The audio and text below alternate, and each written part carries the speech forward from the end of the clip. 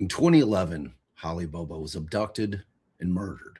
In 2017, Zach Adams was convicted of committing that murder based on the testimony of one man who has since recanted. We are knee-deep into the 2017 trial of Zach Adams. Let's get into it.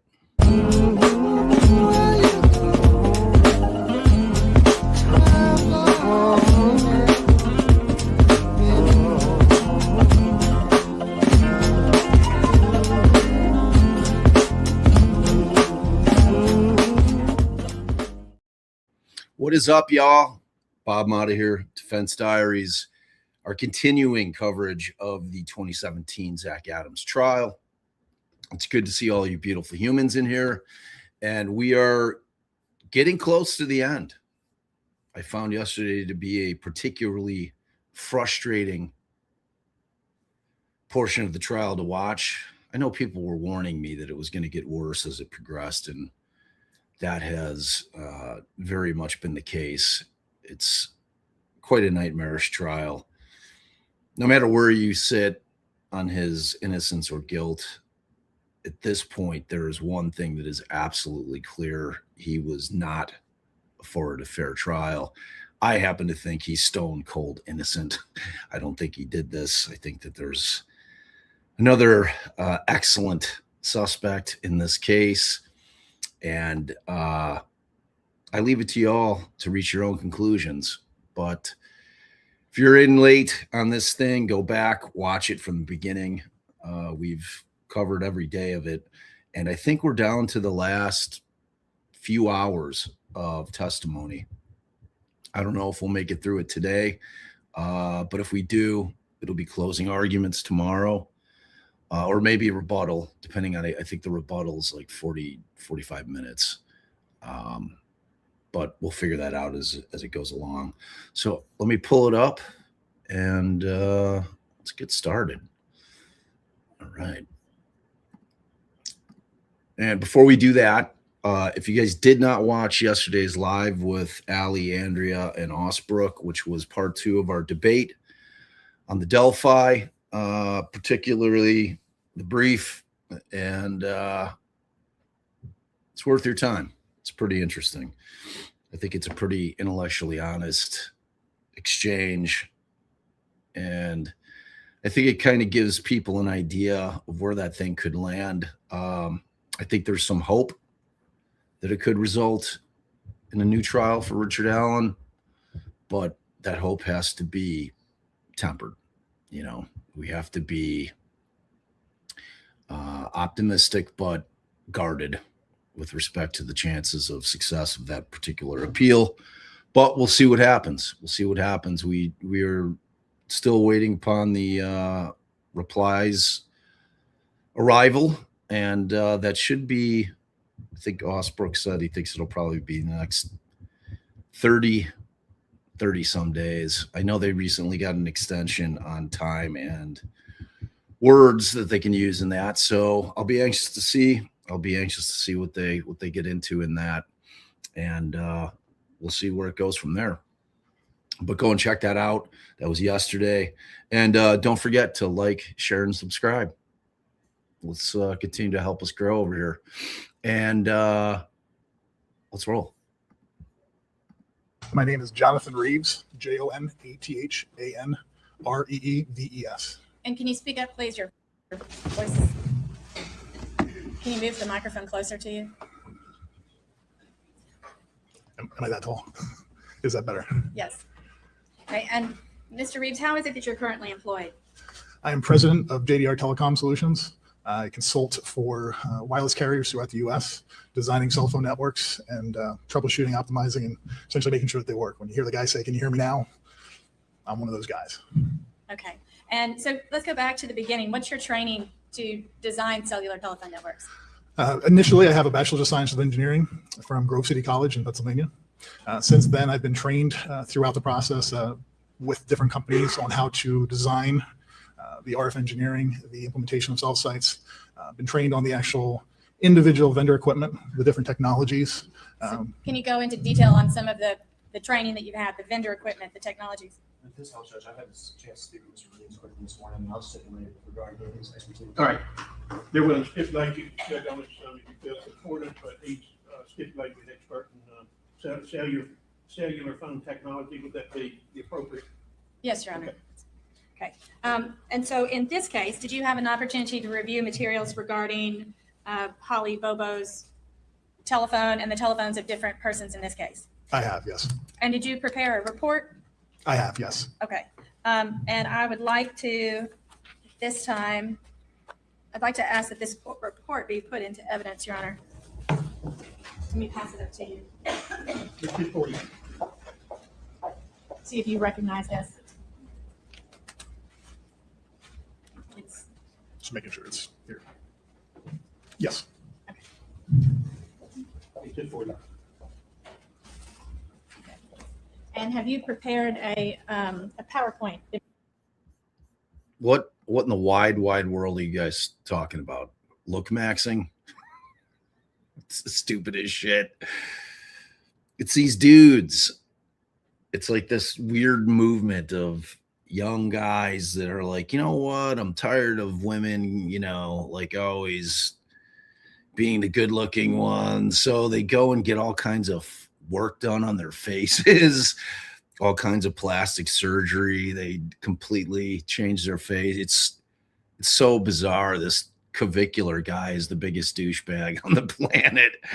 Apparently he just OD'd again on a live stream. I don't know if that was old. It dropped into I made the terrible mistake when Cameron, my 19-year-old, was telling me about look maxing, what it was.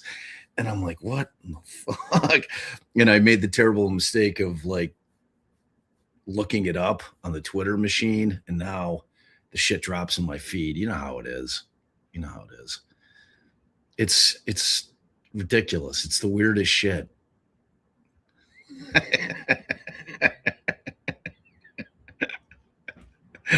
Oh my God. Oh my God. It's so weird. Oh my God. It all goes back to social media. Like social media is the devil. It just is. It's like the worst shit. Oh my God. It's like, I can't with it. If I didn't have to market, the channel and the podcast, I would dip out so fast. I just can't. I can't with it. It's fucking awful. It's awful for young girls. It's awful for everybody. It's just the worst shit ever, man. It really is. It's like, it's just so bad. Like I'm not really seeing any redeeming values of it anymore, to be honest with you. And Twitter is like, I don't know what they're doing. They're like trying to turn into TikTok. They're shadow banning my shit all the time. It's like, it's ridiculous. I don't know what's going on with it. I don't know. It's really bizarre. It's like, because I'm always trying to figure out the analytics on Twitter. I'm like, okay, all right, this particular post, in terms of like the number of views that something gets, and I can't figure it out. I'll see something that has way less likes, like coming out of the gate, like right after you post it, and like retweets and, typically some comments on one of my posts. And then it's like, I look at my views and I'm getting like, not what I think I should be getting. And then, so I'm looking around, I'm looking at these other posts that have less of all those three things, but way more view. I don't know. It's like, you just can't.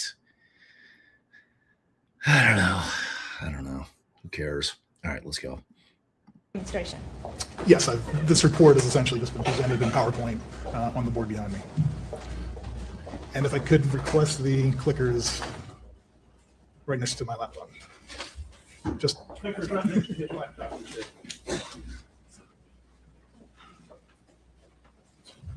thank you. So which telephone numbers did you review? The numbers that I reviewed are listed on the screen here. Okay. They include Holly Bobo's, Zach Adams. Well, let's just go in order. So the first one belongs to, Zach Adams. okay, the next one, And I'm going from memory on these, but I believe the next one is Jason Autry. yes. The next one is Holly Bobo. Yes. And the third one is Shane Austin. The fourth one, Oh, sorry, fourth one is Shane Austin. yes, okay. So, I reviewed them Let for, me get that order again. Holly? no, sorry, Yes, the order is Zach. Zach Adams, Okay, Jason Autry, Holly Bobo, and Shane Austin. okay, thank you.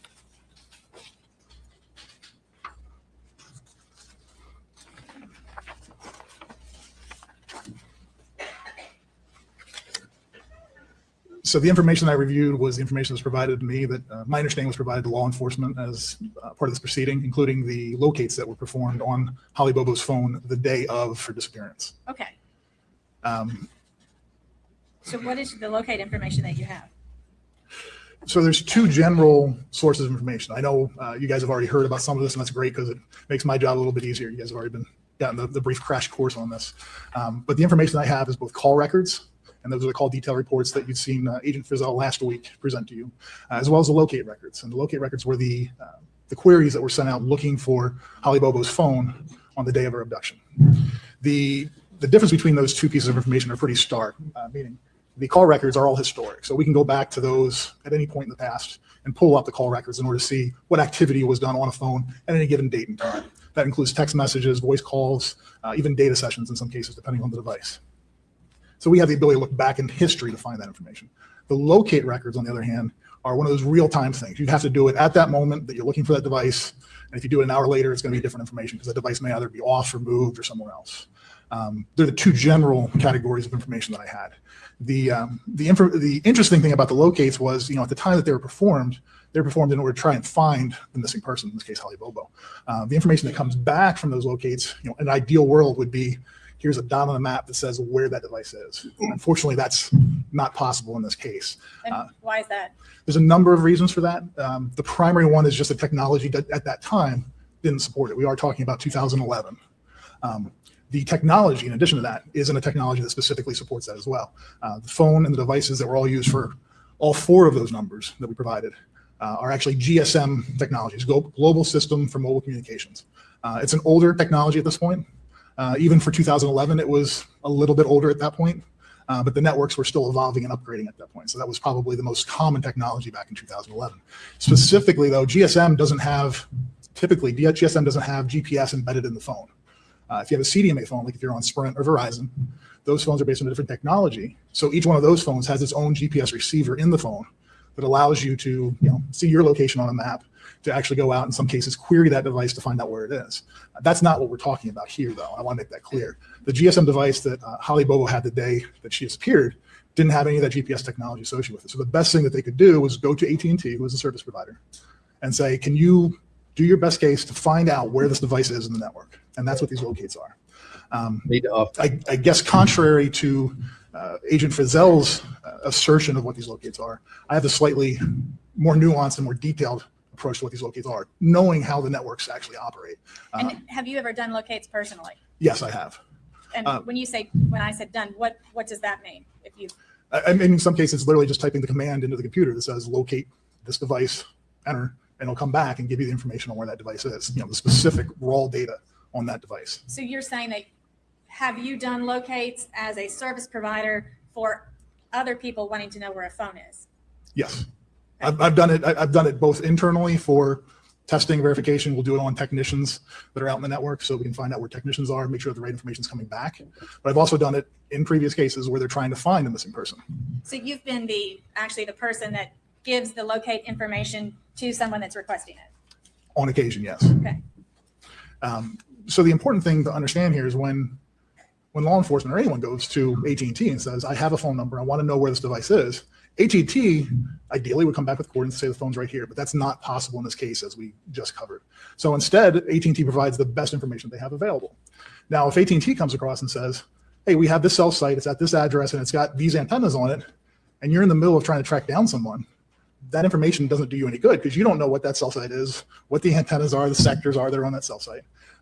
So what happens instead is they try to take that raw information. All right. I got to go get coffee. I'll be right back. and put it into more, we'll say, generally understandable format. In this case, they're actually providing a pinpoint coordinates, and then they describe it as an uncertainty radius. So they essentially put in a dot and a circle around that dot and say, this is the area that the device could be in. But the reality is that because of how rural these sites are, the only information they really have is just what serving cell, by serving cell, I mean the sector. If you recall, Agent Frizzell last week, he discussed how individual cell sites are divided up into thirds, essentially. He used the clock as an example. Maybe I like my food too much. I like to use the analogy of a pizza or a pie. You cut the pizza into thirds, and each third of that pizza is where that sector serves. If you're looking down, from the sky at the cell site. And do you have a slide that demonstrates this? So in this case, this is the raw information that was provided to law enforcement at the time of Holly Bobo's disappearance. And they're marked as locate and the time. And the pink center point in each one of these cases is the location of the coordinates. And the yellow shaded area is the radius or the uncertainty that went along with those coordinates. When I first saw this information, I thought perhaps that this actually was based on, we'll say, some sort of network-based, location-based services. I think you guys might recall Agent Frizzell using that tagline on Saturday, location-based services. But as I looked at this, let me back up, actually. Location-based services, and what he's talking about is the ability for the network to do some extra, I hate to say magic, but just some extra processing to try to find more information about where that cell or that device is at the time of that locate. Based on this information, though, it came pretty clear to me that there was no location-based services associated with this data. The thing that's most obvious is that in each one of these cases, the center points are just the center beam of that individual antenna for that sector. In addition, what do you mean by that? Okay, so we talked about dividing the pizza up into thirds. So in this case, the sectors are made up by individual antennas on each one of those faces that essentially serves that slice of the pizza. In this case, and may I stand here?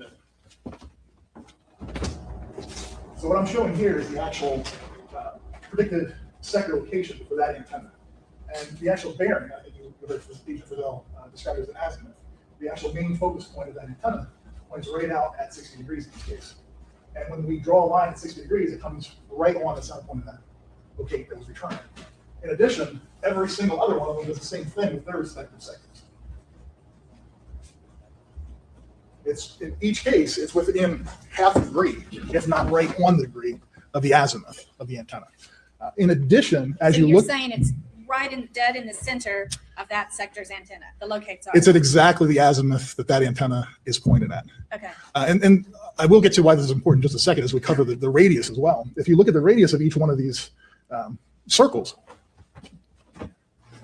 in each case, the radius from the center point that they provided is essentially just enough to get it back to the cell site with a little bit more to spare. So it goes around the backside of the cell site. So in this case, it's 180% of the distance, 104% of the distance, 105%, and 105%. That's important because those numbers aren't random. Specifically, I've been responsible for many of my customers to actually fill out the data that goes into these systems for 911 services. And you specifically enter in for these locations, you specifically enter in all the antenna information, the azimuth of the antenna, and the serving distance. This information up here, as I see it, is strictly it's just saying this is the sector that the device is on, and this is our best approximation of where that sector serves. So let's take it back for a second. At the point where law enforcement requests to locate on the device, someone at AT&T goes in, types in the command, locate this number, they get information back. Now, if they just came back and said, it comes back on cell 10961, which these are the labels for the individual cells in the sets. If they say it comes back on 10961, that doesn't mean anything to anybody. I wouldn't know what 10961 is, and I'm an expert. But if they provide the location information you see up there with a dot and a circle, that's their best attempt at trying to say, hey, look, if you're trying to find somebody right now, we don't have any other information we can hand you easily. Here's the best way to try to find it. My statement here is that it's certainly valid for what it is, but it's not as detailed as actually tying it back to the cells themselves. And the reason for that is that the previous slide, these are just approximations of the coverage area. This is literally the simplest way that you can try and just say, she's somewhere in this area. You know, an example of the locate at 120 degrees on the right side, that's a huge area. And if you look at it, it actually almost reaches to the very next cell site. Realistically, if we were to instead say, you know, we're really only looking at where she's located in these individual sectors, we can narrow that area in significantly. The important thing to note on that as well is during Agent Frizzell's presentation to everybody here, he repeatedly made the statement they were in the same general area at general times, or they were on the same tower at the same general times. The thing that's really unique about this, though, is if you look at these sectors and the way the coverage from the sectors works, there's not going to be a situation where the locate at 9:10 a.m. on cell 31522 would ever overlap with the locate on 857-10961. They're two distinctly different areas. And even in a scenario where locate 9 and locate, I'm sorry, I think they're mislabeled. It's locate 902 and locate 910. Can I interrupt you just a second? Your little controller there has a laser pointer on it Oh, too. it does. Because I'm getting lost just a little about. Oh, like that. Okay. So you can see that in this sector here, there is a very distinct difference between being in the sector in the area that this covers than being in this sector in the area it covers. Now, there were maps that were provided by AT&T to law enforcement during this time that specifically showed their own internal predictions for where they expected these cells to cover. So now, instead of looking at the big circles, we now come back and look at the individual, what's called a predicted server map. If we look at that, we can now narrow in those areas much further. Can I pause you just for a second? This, Yeah. it's not even showing. Let me just bring this up to you. And I think this is Exhibit 219. When you say the overlay map, is that what you're referring to when you talk about an overlay map? That's correct. This is a predicted best server map. Okay. Just to show that to the jury. I know they've seen it.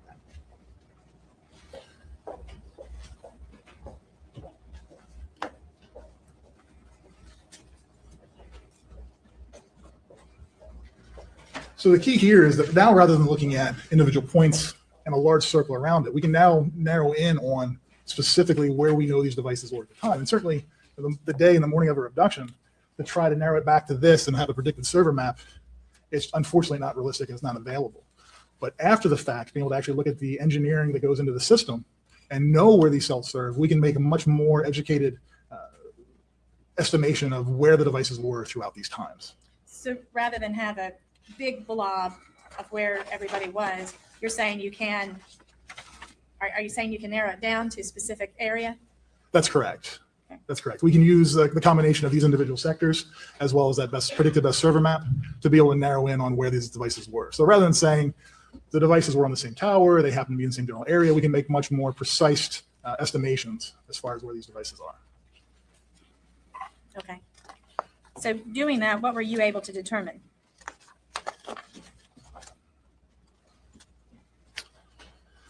So really the only key difference here is that rather than putting in locates with the large areas on them, I've now assigned the locates to the individual sector that would have been serving the device at the time that locate was performed. So you can see on the right side here, well, first let's discuss what this is. This is call records for Holly Bobo and Zach Adams from 8:19 a.m. to 9:50 a.m. Technically it's from 8:17 because that's the first record on here for Holly Bobo's device. But it's 8:19 was the first activity we had that morning on Zach Adams' device. I found it a little bit odd that the statement made by Agent Frizzell last week was that there was no activity on Zach Adams' device or Jason Autry's, or I believe it was also Shane Austin's device during the abduction. You know, as far as how I'm looking at this, I'm not looking at a time frame relative to any other event other than just saying we have activity on Holly Bobo's device, be it a call or a locate, all the way up until 8:25 a.m. So wherever there's overlap here, that's what I'm presenting. I'm just presenting where there's overlap between the devices in time. So you're saying there were other calls that were made, text calls that were made on the devices, but you're just picking out the ones that were close in time to Holly's phone Correct. to show where devices were located. Right. I'm trying to show if there's any sort of correlation between the devices, the device location, and the times. Okay. So you can see here at 8:17 a.m., there's a text from, well, essentially 1100 was a voicemail notification to Holly Bobo's phone. It was made on 10962. 10962, when I define that, that's a cell, and that's that sector there. The important thing about that that event was that was the first record on Holly Bobo's device that morning that was not on one of the cells that would otherwise serve her home area. Her home location is marked on here. I know Agent Frizzell covered that as well, that there were several different sectors that would cover her house, and that's because she is in a very rural, hilly area, and it's possible that different cell sites down in this area all could see her house at different times in different ways. So prior to 8/17, all of the other activity was still on sectors and cells that are down in that area between Parsons and Darden.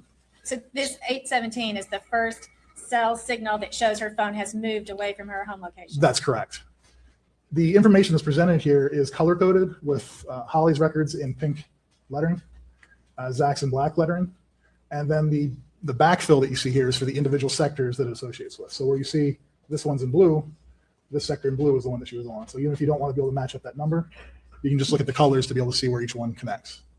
So you can see at 8:17 a.m., there's activity on Holly's phone on I'm going to say it's the south sector of the Natchez Trace site. But 2 minutes later, there's activity on Zach's phone on the southeast sector of the Cox Road Tower. So within 2 minutes, Holly has activity here and Zach has activity over here. They're not in areas or on sectors that are significantly overlapping. It's not like they're in areas where they're literally two sectors that are right next to each other, pointing into each other, where you could think, hey, within 2 minutes, you could be back and forth between these two sectors. Not typically. Once again, at 8:25 a.m., there's activity on Holly's phone, also on that same sector. So she's still on the same south sector of Natchez Trace. And 4 minutes later, there's activity on Zach's phone, still on that home sector. I say home sector because you can see that his house is actually located where that sector would be the one most likely to serve it. It has been consistently shown to be the sector that serves his home location. So within 2 minutes, we have very discrete locations for both devices. And then within 4 minutes, again, we have that same breakdown of different locations for the same two devices. My conclusion looking at this is that this is not conclusive, or is not expected to be that the two devices were at the same place at the same times. Certainly there is a 2 minute gap between the one and a 4 minute gap on the other, but that's not really enough time from looking at the maps to be able to transition those two sectors and move from one sector to the next. Likewise, so until 8:38, Zach remains on his southeast sector of Cox Road. At 8:53 to 8:55, he then transitions over to the southwest sector. Now you can see that this actually starts to become at least closer to Holly's device. Holly's device at 8:57 has a locate on 10961 up on this sector here, the northeast sector of Natchez Trace. So within 3 minutes, they're now on two different sectors. And now they are getting closer, but they're still not necessarily in the same exact location. Now, let me ask you this. If Mr. Adams was at his home, let's say he walked over to his grandfather's house, you say that he's on sector 2, that 31522, but he's not actually within that piece of pizza. He's kind of in the middle there. What does that have to do with anything? There's a very important distinction. While we can sit here and say that that he's here and he's most likely to be on the sector, he's actually in a kind of between area. So anytime you're between these two sectors, you're in that gap, there's a possibility that you could be on one or the other, just depending on what your activity, utilization, movement looks like. So it's not impossible that he would still be at that same home location, or at least very close to home, but still have transitioned over to this other sector.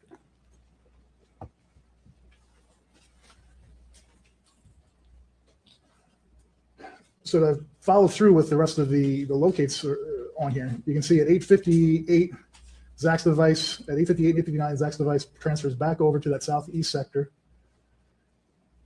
of Cox Road.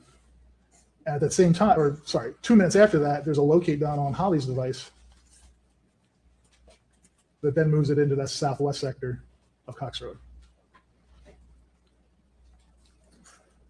At 9:06, there's another activity. There's actually a voice call on Holly's device that was unanswered, still on the same sector. So the 901. And let me ask you, see right there on that Holly's device at 9:06, that 901-552-9905, is that a voicemail call? That phone number, does that represent a call going to voicemail?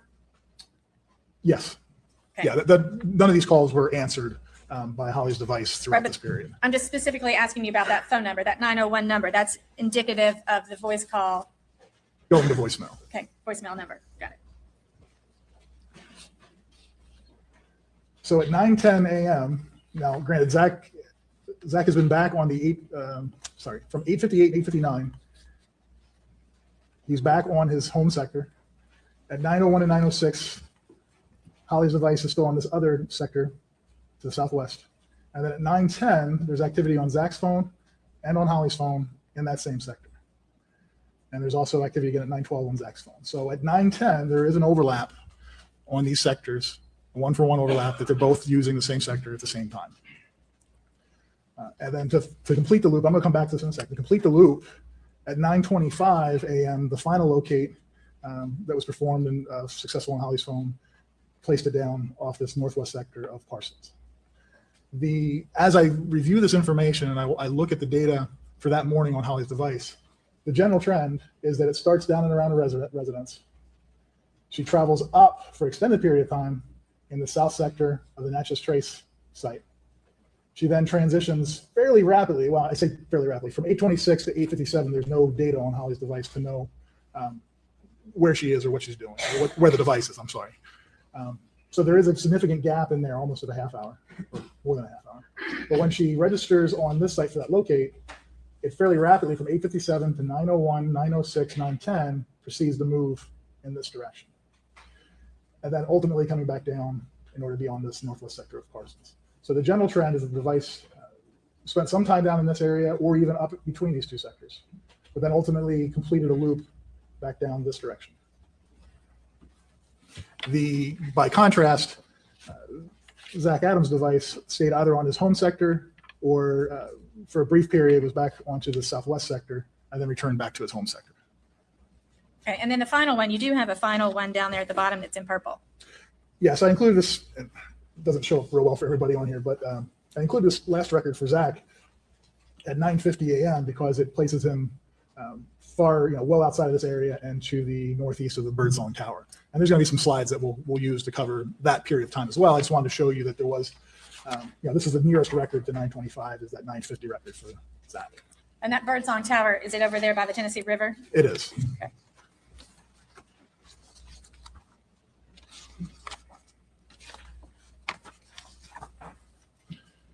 Excuse me, what page is this? I'm just trying to keep track of your report. This particular one, The one, yeah, I'm sorry, they're not numbered.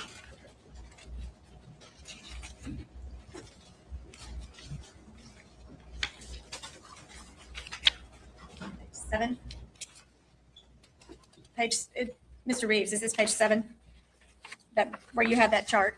Oh, you're going to count. Yes, it's page 7. Can I just make a notation of 7 at the bottom of your report here? Certainly.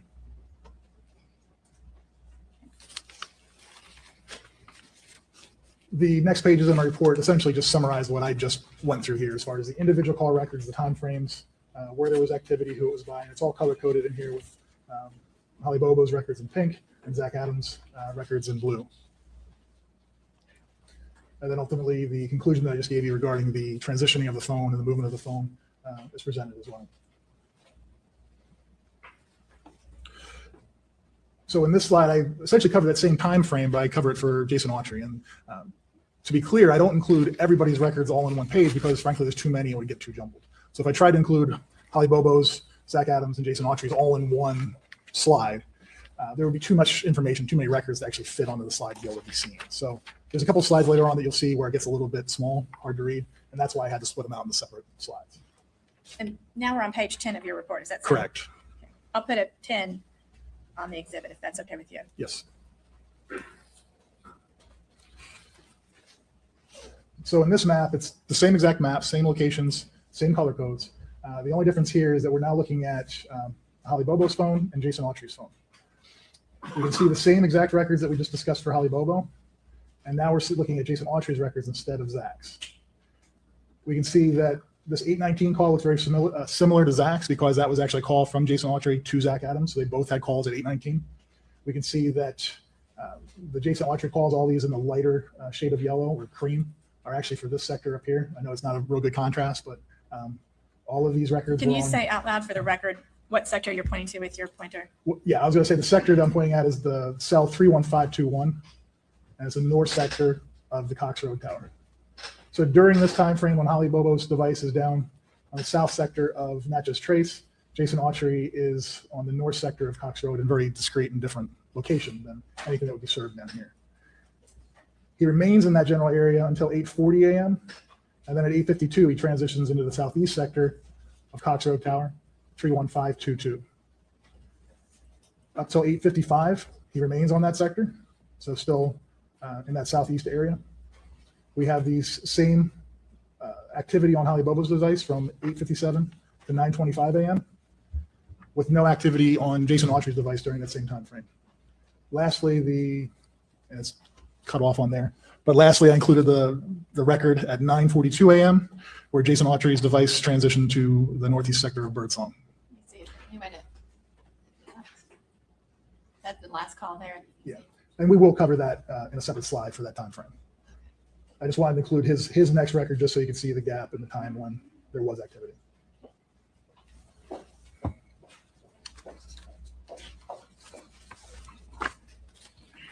So the next page of my report covers essentially exactly what I just discussed, the individual call records, what the activity was. And it does go into a little bit more detail further down the time frame to 11:40 a.m., but there will be a separate slide that I'll discuss that activity in more detail.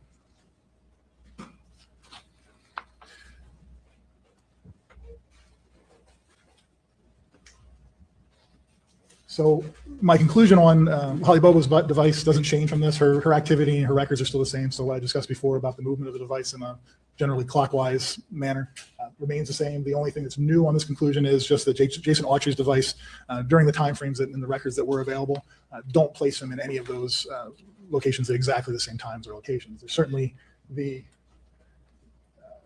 are records, where he's at 8:55, he's on that southeast sector. But Holly Bobo's device does not reach that sector until 9:10 a.m. Now, on that same slide number 10, page 10, at any point does Jason, well, where would you expect Shane Austin's home tower to be? So it's labeled on here as the Austin residence. And the sector that we've consistently seen that serves him, as predicted to serve him, is that southwest sector of Cox Road Tower. And can you give us a number for the record? Because she's writing things down. Cell 31523. Okay. Oh, yeah, 31523. And we'll actually get to Shane Austin's record in the next. Okay. At slides. any point, though, from these records on page 10, does it appear that Jason Autry is on Shane Austin's home tower? There are no records or activity that indicates Jason Austin used that 31523 sector.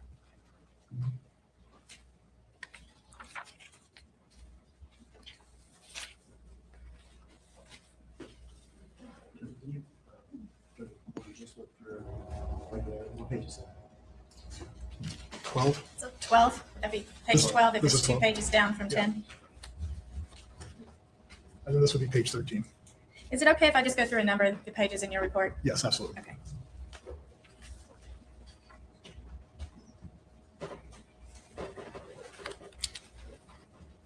So this map and the information on it depicts essentially the same information that we've been covering, but in this case, it's for Holly Bobo's records as well as for Shane Austin's phone records for that morning.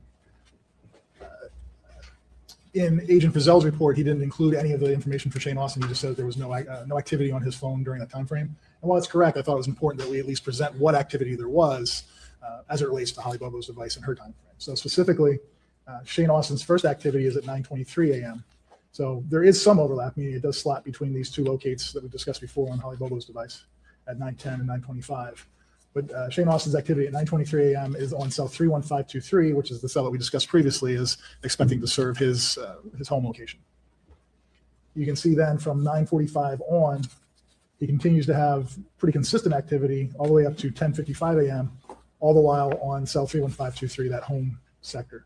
It isn't until 11:01 a.m. that he actually leaves that cell and transitions onto the southeast sector 31522. You can also see, based on these two locates, that there is a 9:23 a.m. Activity on Shane Austin's device, and there's a 9:25 a.m. locate on Holly Bobo's device on two discretely different sectors.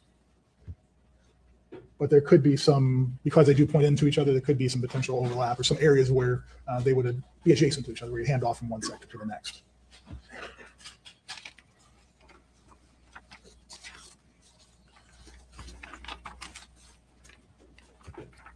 And in this slide, I'm just discussing, the details of what we just looked at on the map for the individual call records.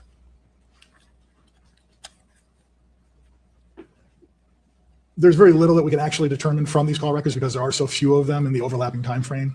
The closest one is the 923 to 925. So I can't come to any definitive conclusion or make any predictions on exactly what was happening with regard to Shane Austin's device during the time where there was no activity.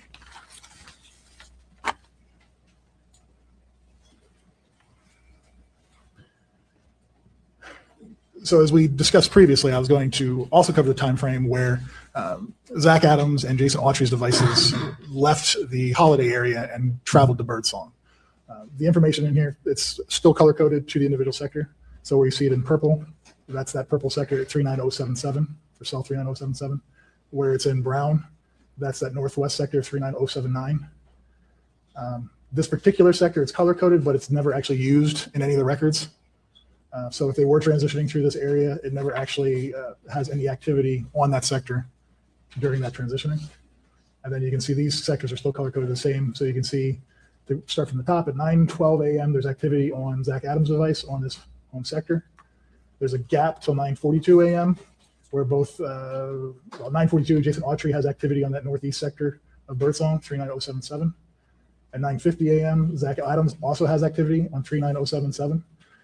There's a considerable number of calls by Zach Adams during this time frame, all the way up to 10:30 a.m., 10:32 a.m., at which point they both start transitioning back into this northwest sector, back into the southeast sector, at which point we don't have any more records for Jason Autry for some time, but Zach Adams does return to the southwest sector of Cox Road.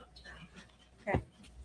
Now let me ask you about this transition. If you look at the last purple row up there, that's a Zach Adams call. It's a text actually, and it's a text out from his phone. Is that right? That's correct. At 10:32? Yeah, at 10:32 a.m., there's a text from Zach Adams' phone to 731-733-1346. Okay. Perhaps a girlfriend's telephone number.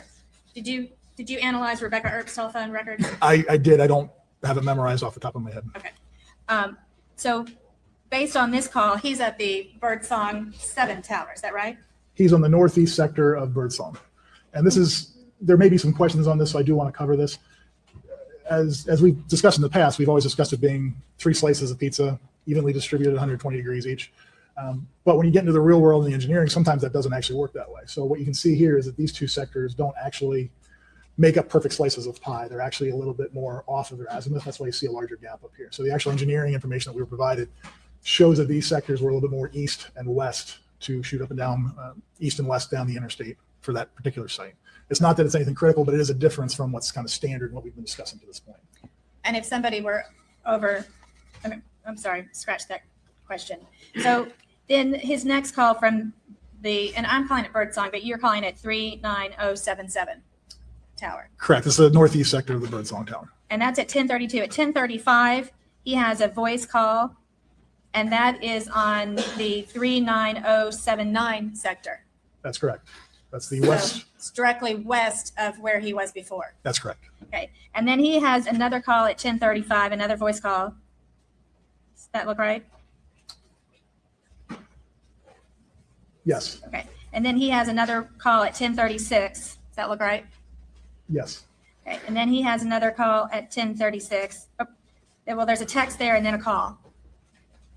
Yes. There's a text message at 10:36, and then there's a phone call. Okay. And then at 10:37, he has a text message. Correct. And all of those are in that that 39079 sector. That's correct. And that goes from 10:35 to 10:37. Correct. So that's a 2-minute gap there. Correct. Okay. And then the very next thing, he is at 10:38, he has a text call, and he's back in Cox 2. Yeah, he's on the southeast sector of Cox Road, and it's 31522. And we're calling these Cox 2 because the tower is actually located on Cox Road. Yes, there's many different names that even AT&T uses for these individual sites. And When I said that, what I meant was it's 31522. that's the correct cell number, yes. Okay. And if you just indicate where that is for the jury. That's the record, and that's the location. Okay. So that is 1 minute later at 10:38.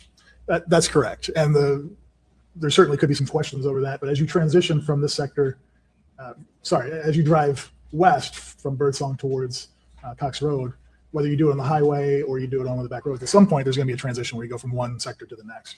And this one seems pretty clear that they transition from the one sector on the northwest sector of Birdsong to the southeast sector of Cox Road at right about that point. And it doesn't bounce back after that. And he's made that trip in a total of 5 minutes, from 10:32 until 10:38, 6 minutes. Yes, that's the difference in time. And he does not during that time hit off of 39078, which would be Birdsong South Tower. That's correct. There were no records that utilized 39078, that south sector on Birdsong during that time. And I'd like to show you the map. Good.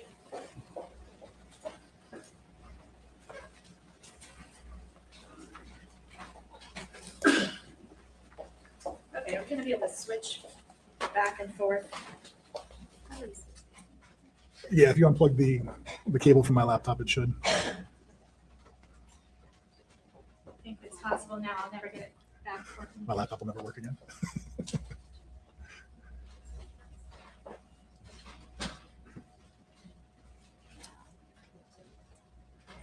There's 2 ports on the back. It's got to go on the one towards the back. Like out, my computer in. That's helpful. There you go. I'd like to show you the map here. You can see this map.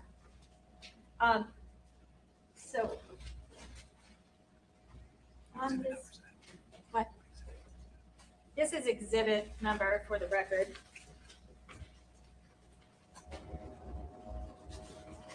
Um, 237. So if somebody were at the Tennessee River, starting up here, and this is I-40. Can you see that it says I-40 there? I could make it zoom Yes, in more. I can see it. Well, I could. You see now that it says I-40 up there? Yes, okay. So if you were over here at the Tennessee River and you traveled straight down, so you get to this part of the water that kind of jerks out there around Nick's Landing, and then you were to cut over, would you expect to show up in that Birdsong 8, that lower quadrant cellular tower, if you were on the phone at that time? If there was activity during that time where they transitioned that area, I would expect to see it on that south sector of Birdsong, or the 39078. So, yes. Okay, and do you ever see any activity this morning on that Birdsong 8 sector? No, there was no records of activity on that 39078 sector.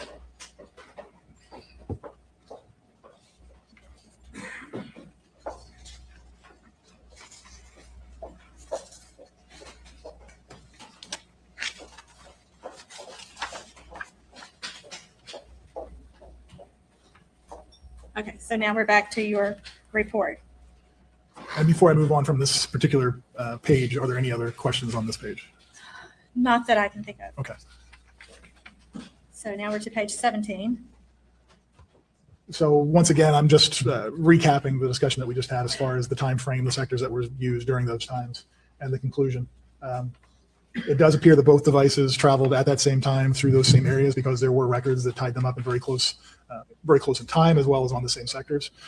So it would certainly be within the realm of reason that those two devices were together as they made that trip, at least until the point where they returned, back onto the southeast sector of Cox Road, at which point there are no records from Jason Autry, but Zach Adams does continue on to the southwest sector.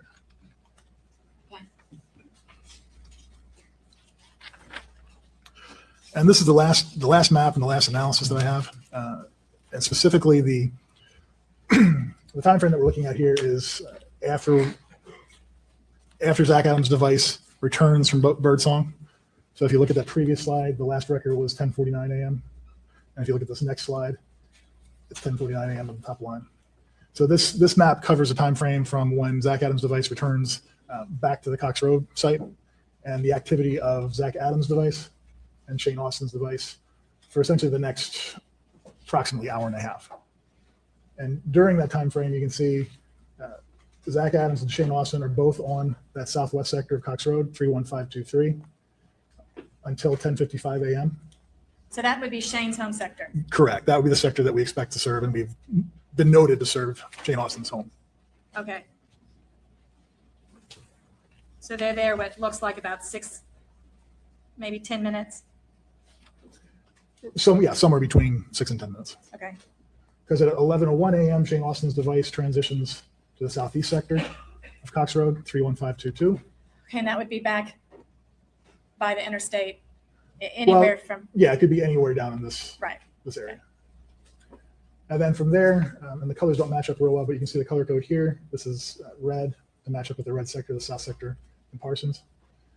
This pink doesn't match up real well with the pink that shows you there, but this 12571 record would match up with 12571 cell. And then all the rest of these records from 11:15 a.m. to 12:10 p.m. are all on that south sector of Parsons. At 12:18, that's the first record we have on 12571, that northeast sector of Parsons, most likely as they start to travel back to the north. And then at 12:35, they're back up on the home sector for Shane Austin. Okay. The key takeaway is that both of these devices were active during that time frame. They both traveled the same general direction, were active on the same sites. So it may certainly be reasonable to conclude that they were together during that time frame in those locations. Okay, so reasonable to conclude that Shane Austin and Zach Adams' telephones were together since they seem to be making transitions together. Is that right? Correct, based on the activity on the same cells within the same time frame. Okay. Very similar to the analysis that we had just gone through for the birdsong sectors as well. Okay. Did you also do some analysis regarding activity on the birdsong cell tower and different dates? Yes, I specifically looked up activity and made some notes of how often both Zach Adams, Jason Autry, Dylan Adams, and to, I believe, a lesser extent, Shane Autry. I think I said Shane Austin already. Zach Adams, Jason Autry, Dylan Adams, and to a lesser extent, Shane Austin, their devices were over on that same northeast sector of birdsong. So Okay, specifically this sector here. Let me see if I can have a minute, Your Honor. Let me see if I can find that. You did a spreadsheet, is that right? I did. I don't know if it was printed out or Okay. let me presented see in that form. if I can have a minute to find it. Your Honor, if there's a spreadsheet I'm looking for and in all these papers, I can't find it right now. I keep saying, wasn't sure it was public. I know I prepared it and emailed it. I don't know if I ever printed it. Okay, I think I need to print it. It's close to lunchtime. Would it be possible for us to take our lunch break now? We can do that. Usually they bring their food in about this time, so we'll go ahead and take our lunch recess. It probably takes about an hour. We'll call for you. So call the admonitions. I gotta get you out set. All right. You remain under oath, Mr. Reeves. Continue your direction. Yes, I was asking you about whether or not you had done some analysis on the Birdsong Road,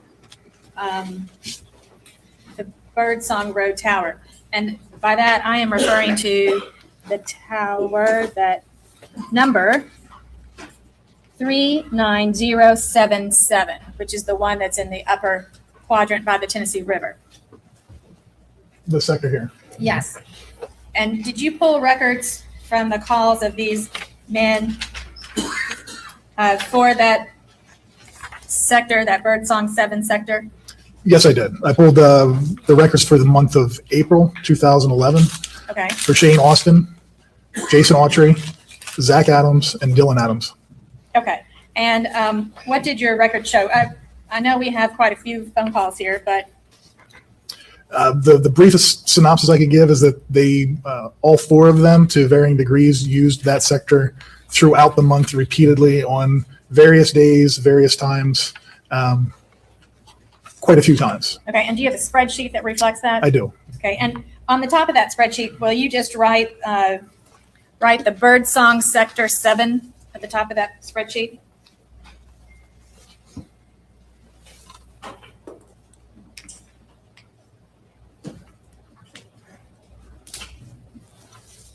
Okay. Okay. And Your Honor, we'd like to have this marked as the next exhibit. 241.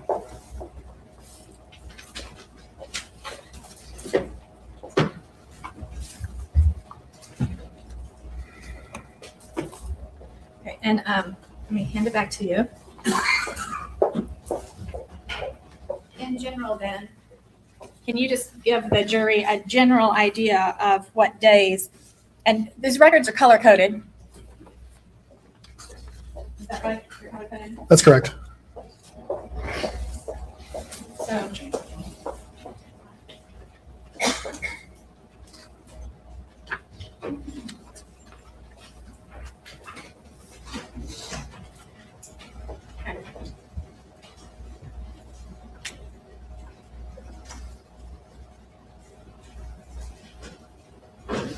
Okay, so without going into too much detail, what does it look like?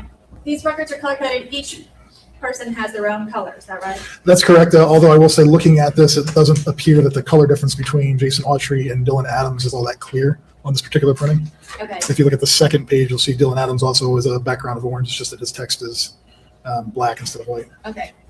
So yes, the attempt was to color code it, but I think that there was a little bit of discrepancy on how the colors turned out in the printing. Okay. So just quickly, can you just kind of quickly give us a rundown when it looks like people are there? Sure. Shane Austin used that sector on April 2nd. Jason Autry, sorry, at 11:45 a.m. Jason Autry used that sector on April 6th from 12:13 p.m. all the way through 8:13 p.m. Zach Adams used that sector from... Okay, wait a minute. That's April 6th, and then there's another one there. I'm sorry, you're correct. Sorry, April 6th from 12:13 p.m. to 1:56 p.m. And then April 9th from 5:03 p.m. to 8:13 p.m. Okay. Zach Adams used the sector from April 10th at 7:10 p.m. to 8 p.m. Dylan Adams used that sector on April 11th from 12:06 a.m. to 12:51 a.m. Zach Adams also used that sector later in the day of April 11th from 9:28 a.m. to 9:55 a.m. On the 11th, then also Jason Autry, and this is This is the same day. that's correct. Same day, different time, Jason Autry at 10:13 a.m. and also Zach Adams at 10:13 a.m. Jason Autry again at 10:33 a.m. and 10:34 a.m. Zach Adams at 11:11 a.m. and this is still April 11th. Jason Autry at 12:04 p.m. and 12:05 p.m. on April 11th. All the way from, and then again, 12:50 p.m. to 4:53 p.m. on the 11th. Then on the 13th, Then we review the 13th, so we can Yeah, get that. correct. How about on the 14th? So on the 14th, Jason Autry has activity on that sector at 6:44 p.m. and 6:46 p.m. Zach Adams likewise has activity at 6:54 p.m. Same day as Jason? Same day, yes. And close in time? So 9 minutes apart. So, and I'm going to kind of summarize this because there's quite a few on the 14th. On the 14th, both Jason Autry and Zach Adams have activity on that sector all the way from starting at previous page 6:44 p.m.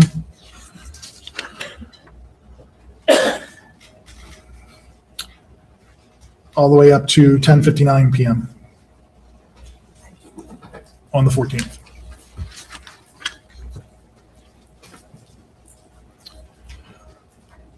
On the 15th, Jason Autry used that sector from 1:26 p.m.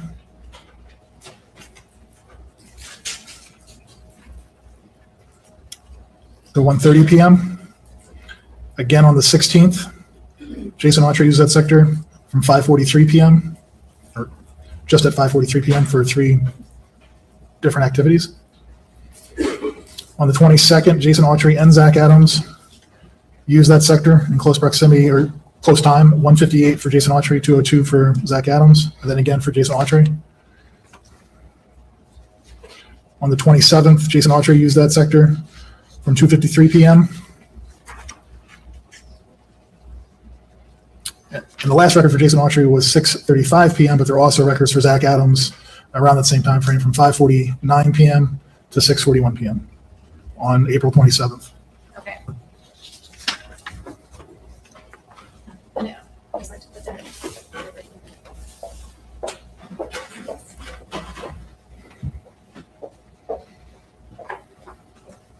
Yeah, we heard you talk about the fact that you used telephone records with locations in order to decide where the phones were located. I'd like to pass some records up to you and see if you recognize these records. First set, I'm going to pass up to you. And do you recognize what those records are? Yes, these are the call detail records for Zach Adams from AT&T. Okay, will you write on the top call detail Zach Adams?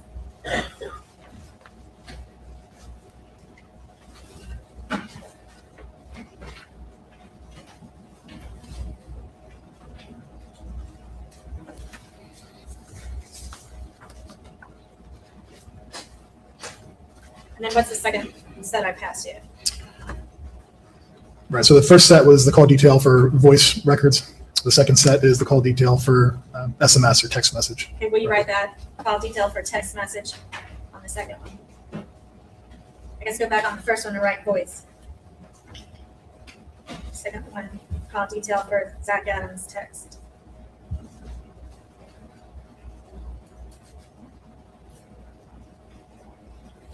So the first one is labeled voice call details, Zach Adams. Second is text call details, Zach Adams. Okay. I'd like to have these marked as the next two exhibits. The 42 and 43. And I believe,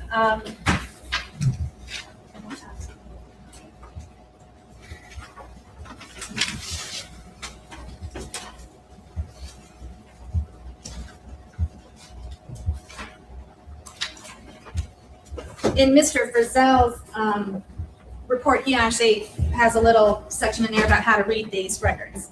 Do you remember that? That's correct. I'm going to pass you the second set, and if you would just tell the jury if you recognize what they are, and then write on the top of the record what it is. So the first one is the voice call details for Jason Autry. And then the second one is the text call details for Jason Autry.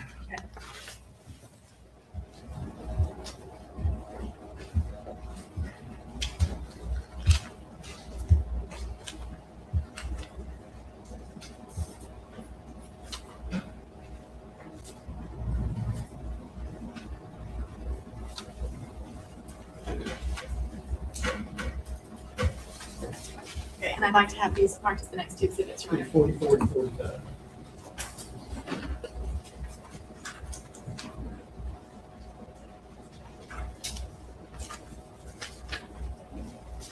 And then I'm going to pass you two more. Another set of records. You recognize those if you tell the jury what they are, and then write on the top of them. These are, the first page is the voice call detail records for Shane Austin. And the second page is the text call detail records for Shane Austin.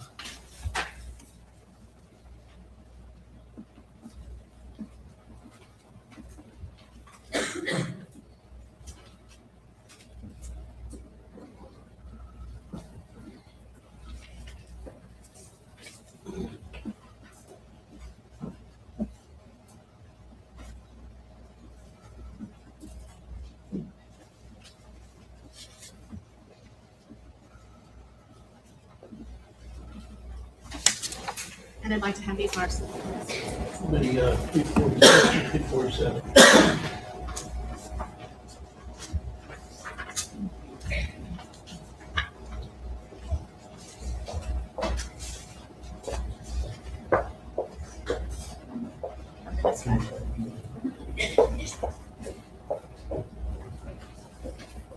So, Mr. Reeves, in your expert opinion, what is your conclusion regarding Zach Adams and Holly Bobo's devices and whether or not they were together on the morning of April the 13th? In very general terms, the devices were not together at the same location at the same time during that morning. There was certainly one occasion that appears as Zach Adams' device was located in his home sector. The Holly Bobo device transitioned into that same sector at 9:10 a.m. So there are records that shows that Holly Bobo's device did travel into that area where Zach Adams' device was, but there were certainly cases prior to that where the devices were not together, clearly not together based on the call records. And you're saying her device was traveling towards him at one point and then moved on. Correct. Her device made a general clockwise loop from her home location up north then to the east into his home sector, southeast sector of Cox Road, and then back down south again towards Parson. And in your expert opinion, what is your conclusion regarding the devices of Jason Autry and Holly Bobo on the morning of April the 13th? There was no correlation between that I could determine from the call records between Jason Autry's device and Holly Bobo's device. Okay. No further questions. Cross. We could resume your PowerPoint. Do you have some control over that? Well, it's got to be plugged in. It's your computer, right? It's not plugged in. Would you like me to plug it in? Or? You step in. Might be the quickest way. I think you'd probably do better at it than me.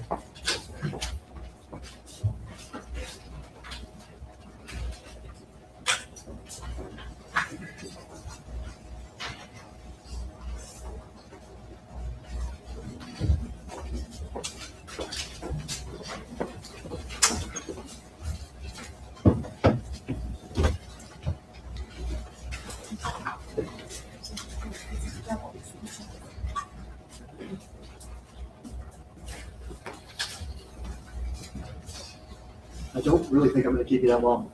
Okay. Thank you. Can you advance to slide 7? I believe that's slide 7. Before we get to the questions I'm going to ask you.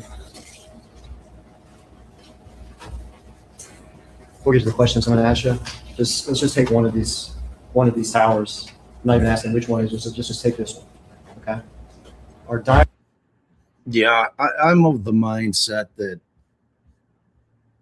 a very high percentage of jurors just don't really understand the phone stuff when it comes in, you know, that they have a very basic understanding of it, but they just get lost in the weeds as it progresses. There's got to be a better way to do it. I mean, because this doesn't look too dissimilar from what they're still doing. You know, there's got to be a demonstrative evidence format that is way clearer. You know, it's like you just can't expect people to remember just different data points like that throughout a long direct examination. And then it's followed up by a cross where they're challenging it. I don't know. I think DB's the guy. DB's the guy to figure this out. He's got to dumb this shit down for people like me. It's just anything related to phone tech. My eyes glass over. It's tough. You know, I mean, they've got to just hit on the major points. Like the state is saying this, we're saying this. It's that simple. Just a date, time, location. Just a really simple chart. So that they can forget about these maps and graphs and shit, which normal people just aren't going to recall it. Can you imagine what their notes look like for this shit? Come on. In a case like this, where essentially they have Autry in their bullshit phone thing, it's their whole case. You know, because apparently this jury just ignored every single completely credible witness that took the stand. And I'm talking about law enforcement that worked the damn case. Like moving forward, there's got to be a better way. There just has to. Diagram here has these 3 pie things, like you said, like a pizza, right? Correct. And this, I assume this is an attempt to provide some sort of understanding to everybody about how these towers work and how they're separated. Correct. Okay. doesn't To- correspond. To be clear, though, it's more, in the previous maps you've seen it just divided up into 120 degree, just 3 individual lines around the tower. The information shown here is more indicative of the actual antennas themselves and the characteristics of the antennas on the tower. Of the antennas on the tower versus the area that it covers.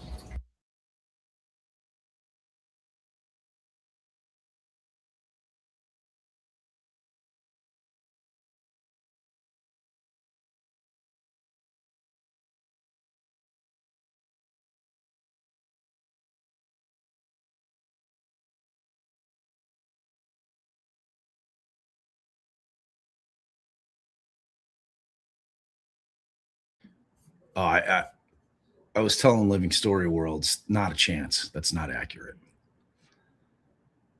Allison and I never tried a case. I don't know any lawyer that tries a case where they're putting together their case to appeal to the appellate court. It's not how you do this thing. You preserve your issues always, but you're trying to get an acquittal. Undoing a conviction that would be the worst strategy in the history of strategies.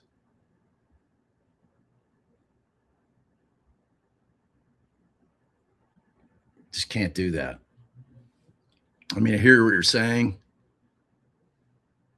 but you just, you want to make it so that if the jurors get it, for a damn fact, the appellate court judges are going to get it.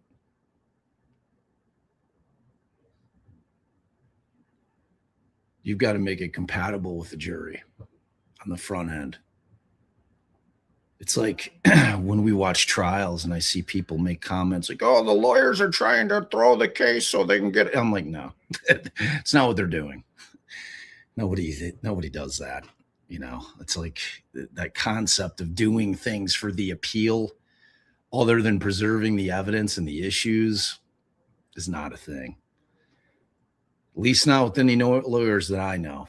That is just not a thing. Correct. Okay, because I understand what you're saying, and I'm not sure this is not any sort of type of trick. If I'm looking at this as a layperson for the first time, well, I mean, this man right here has no cell phone coverage. That's not right. First of all, why are you screaming? You don't need to scream. But that is the highbrow coming to jury. Flesh that out. I don't understand what you're saying. It's how the jury feels. I still don't get what you're saying. The point is attorneys don't. What's KISS? I don't know what that acronym means. I could just tell you from practicing and trying cases, Kraken, that's not something that is done. We never put together a defense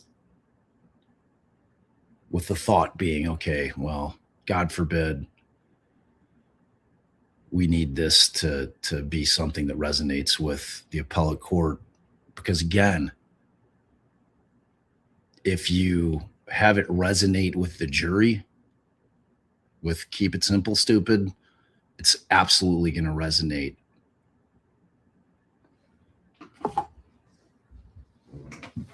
with the appellate court. It's simple. I mean, you make it simple for both of them, with the hope being that you're not getting sucked into once you're convicted in this country. I mean, how long you been watching this channel? It's just not a realistic approach at all. It's just not.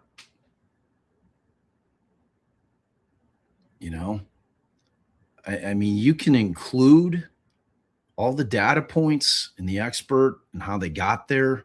Fine.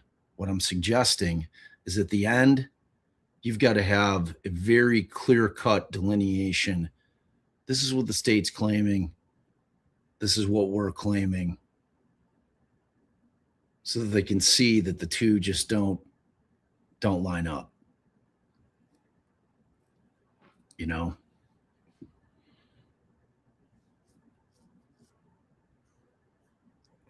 I don't know what you're saying.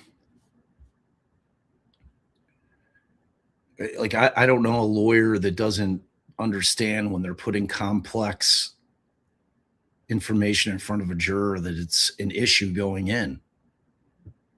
That's why I always say, in terms of our DNA expert, and DNA is complicated to really understand it.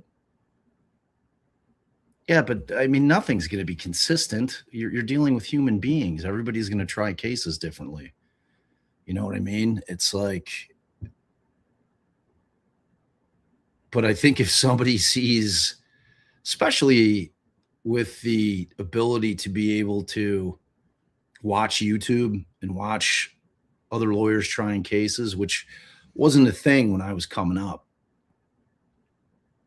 you know, but now you have the advantage of doing that.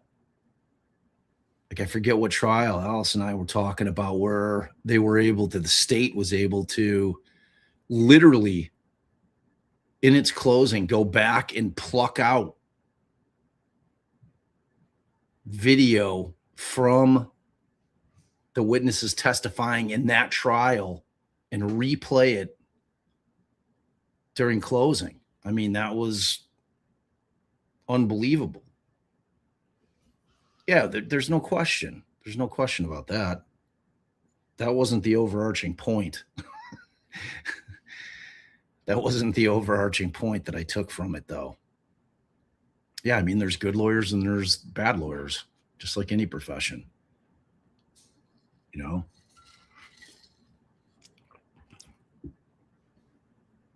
But it's like, if you can develop something that makes it kind of crystal clear. Oh, but when I was talking about the DNA experts with Carl Reich, his superpower wasn't the fact that he was incredibly knowledgeable about DNA. His superpower was that I could sit and listen to him for 5 minutes and understand exactly what he was saying and why he was saying it. And it all made sense. Like, his ability to break down DNA for lay people or lawyers who aren't DNA experts / scientists was his absolute greatest attribute. As I think it's true for any expert. And it's less the lawyers and more the experts, to be honest with you. I mean, when we would hire experts, you hire them for multiple reasons. It's not just to put somebody on the stand at trial, but it's to teach you, as the attorneys, about the science, so that, number one, they can help you prep their direct in a way that's going to communicate the message the most clearly. And number two, to develop the cross. You know, like we would always ask our experts, all right, what are the ways that we attack this? Give us the questions so that we can formulate them, or give us the concepts, you know, and what's the best way to ask this question so that the jury understands what the hell we're talking about. I mean, that's just the way, you know, good attorneys work with their experts, you know. But yeah, I mean, like, just the appellate court thing is not a thing, is all I'm saying. Like, you're never you're never concerned with that, because that shit's going to be harmless error. You know, it's not going to get you a new trial. Yeah, I mean, that was always my thing. Like, when I started the podcast, like, the concept was we'd have Allison speak in legalese and I would be the translator. Like, that's our concept, you know, because to me, the biggest takeaway is that people understand what we're trying to say, you know. And obviously we have a lot of lawyers that watch the show. I'm not as concerned with them, obviously, but in terms of lay people who don't practice law, you know, I feel like it's incumbent upon me to make it digestible, you know. Bob is so Dr. Russell's gasp says, Bob is a molecular scientist. If I'm on a jury, can I try to explain to fellow jurors anything about DNA? Absolutely. During deliberations, 100%. 100%. I always consider that to be a godsend. If we've got a particular issue that's kind of science-based, you know, to try to keep that juror on, especially if I think it's powerful evidence for us. You know, if we're coming with some bullshit trying to attack the state's evidence, then maybe I don't want that person on the jury back there, because yes, absolutely. I mean, that's what you're supposed to do when you're deliberating. You use your life experiences, your own knowledge, your common sense when you're back there. And if you have an understanding of the science, you know, and you can explain principles where other jurors seem to be confused on it, of course. 100%. Not only can you, you should.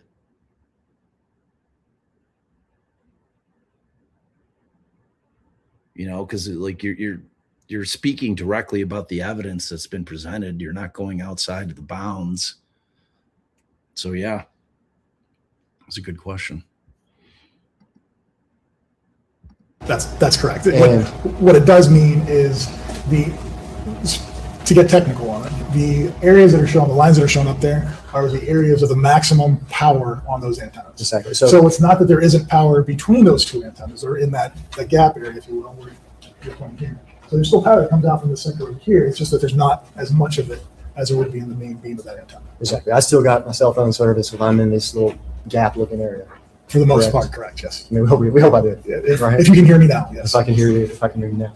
And in reality, the coverage isn't a pie piece slice. Is that right? From the individual cell sites? Well, this is what I'm asking. These are straight lines out here, and then there's a border right here. So it looks like, if I was unfamiliar with stuff, that if I'm, I've got visual. If I'm standing, can you see?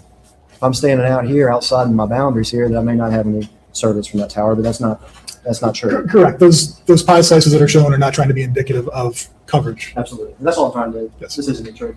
This is to help us represent things, but in reality, my actual coverage areas are going to extend here. They're going to extend outside here. Isn't that true? Further away from the towers, correct. And even beyond that, if let's say, look at this here, if you shaded this like light blue, let's say, whatever color that is, okay? You see that? Yes. You shaded this one dark blue. Yes. But if I looked at and I think there's one in evidence, and I'm going to call it the wrong word, that overlay map or that propagation map, you know what I'm talking about? Yes, we discussed the predicted best server map. Absolutely. What I would actually see is I'd see dark blue stuff up here. I'd see light blue stuff dispersed in. There's overlap. Actually, no. You talking about this tower? Well, I'm talking about between the sectors of the tower. Okay. And I'm glad you asked that, because I want to make sure that this is clear. I know when Agent Frizzell got up there, he did his example of, let's assume or pretend like these chandeliers are individual cell sites. And he made the analogy that, when he's standing here, he could get service from that chandelier or that chandelier or that chandelier. And that's all completely accurate. But when we're talking about the sectors now, in each case for those sectors, the signal is going to be coming from that same location at the tower. And the antenna that's pointing towards you will always have stronger signal than the antenna pointing away from you, just by the nature of the physics of it. So when you start walking your way, let's say you walk around that, and so if you went like this, you would, by necessity, as you went into each sector, you would always be onto the sector that you are in the main beam of. Okay. Now the exception would be as you traveled out of this sector around into the next one, you would have some area in here where you would be still on this one, but this sector would be getting stronger. And there was actually a reference made by Agent Frizzell to side lobes or back lobes, and indicating that it's possible to get on a sector that's pointing away from you. The reality is in this scenario, I'd say never. I'm going to say 99.999% of the time, engineering term, never happen. The reason for that is that all of this signal, the vast majority of the signal is coming out here, and any signal from this antenna that would be in the back lobe would be so weak that the signal on the main lobes of the other antennas would be much, much stronger. Okay, so with regards, I think I got you. With regard to, if we look at the light blue area, if I'm in this light blue area, and of course it may extend out, but if I'm in this light blue area, then that's the sector I'm going to be in. As opposed to the other sector of that same.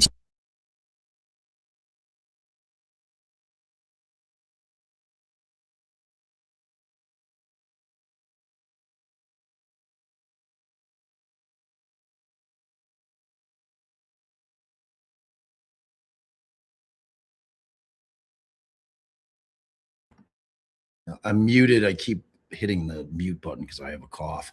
No, I'm not at all down today. I'm slightly irritated with X because it keeps shadow banning my Gacy posts, which are frankly some of the most interesting shit I see on there. I don't know. Like it's irritating to me. I don't get it. I mean, your map is amazing, but I need you to come on. Like, I just don't know how to navigate it because I'm not fluent in Google Earth, you know? That's why I want you to come on and walk us through that shit. Pull your map, because your map's amazing. It's got everything we could ever want to know all on one map. But I can't figure out how to filter certain things off. Like if I want to pull off X, Y, or Z, how do I do that to just leave W?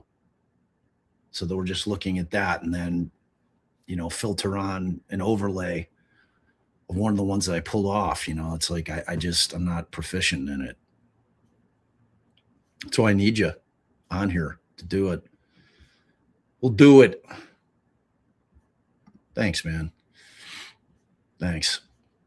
Yeah, I mean, this is where I'm at. Oh, good. I'm definitely going to stream tomorrow.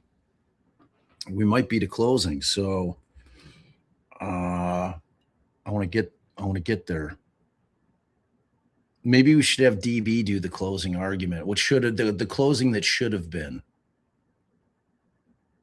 in the Zach Adams trial.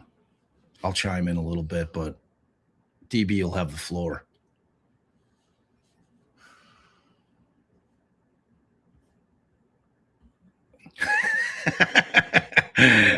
It's not so much teaching me how to press a button as much as having me recollect when I'm not on with you, or having you like walk me through it that I recall how to do it.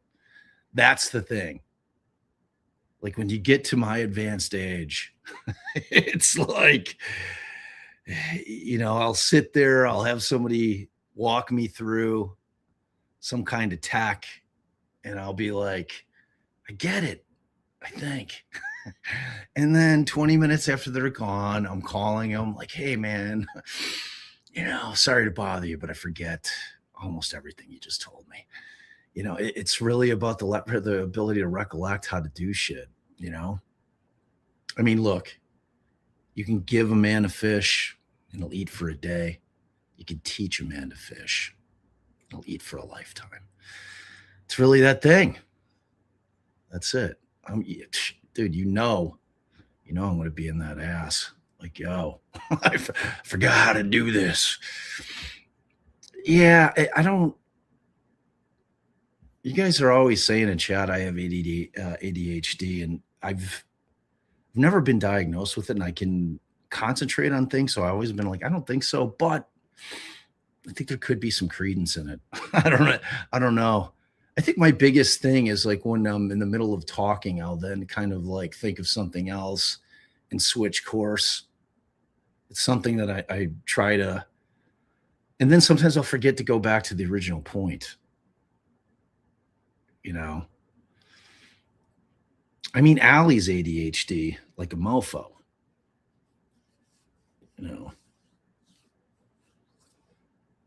but I've just like, there's obviously different level. What's hyperfocus? What is that?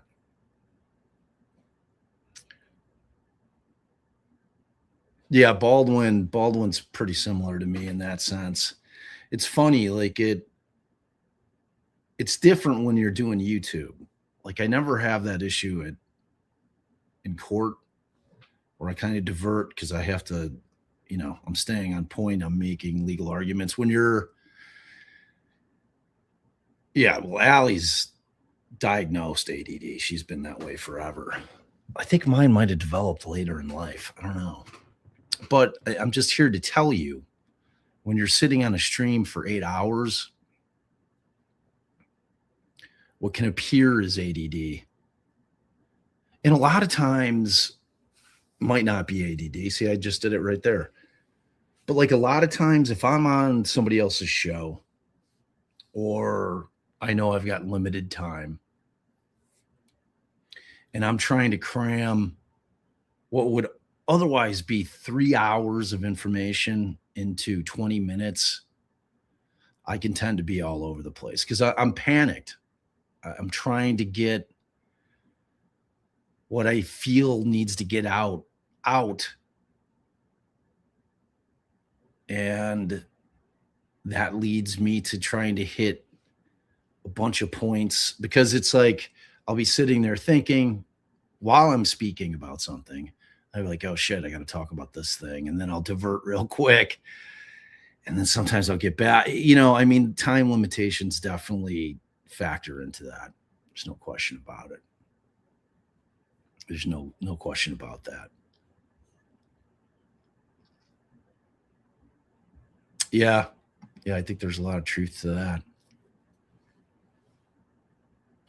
There's a lot of truth to that. I mean, I don't know. It's not really that they overlap. It's more that I'm thinking, I start thinking of other things that I need to cover so that they're kind of running parallel as opposed to overlapped.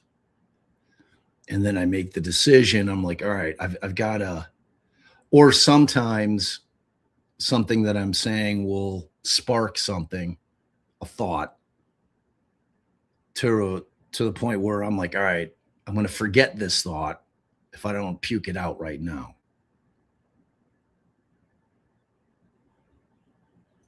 Yeah. Truth. I just don't do scripts. Like, I've never been on a script of any kind in my life, aside from like an antibiotic. And I really don't even do that often. You know? I don't know. Sorry, absolutely. But if I'm in one of these, I'm going to use the wrong word, overlap or transition, whatever you want to say. If I'm in one of these areas, then not so much. There would be some potential to be between those two sectors, one or the other. Creating possibilities and probabilities about where I am. Correct. All right. I'm looking behind you, and it's Bobo residence. You made a comment while you were testifying that the question was asked of Agent Frizzell about the time of the abduction. Generally, you made that comment, correct?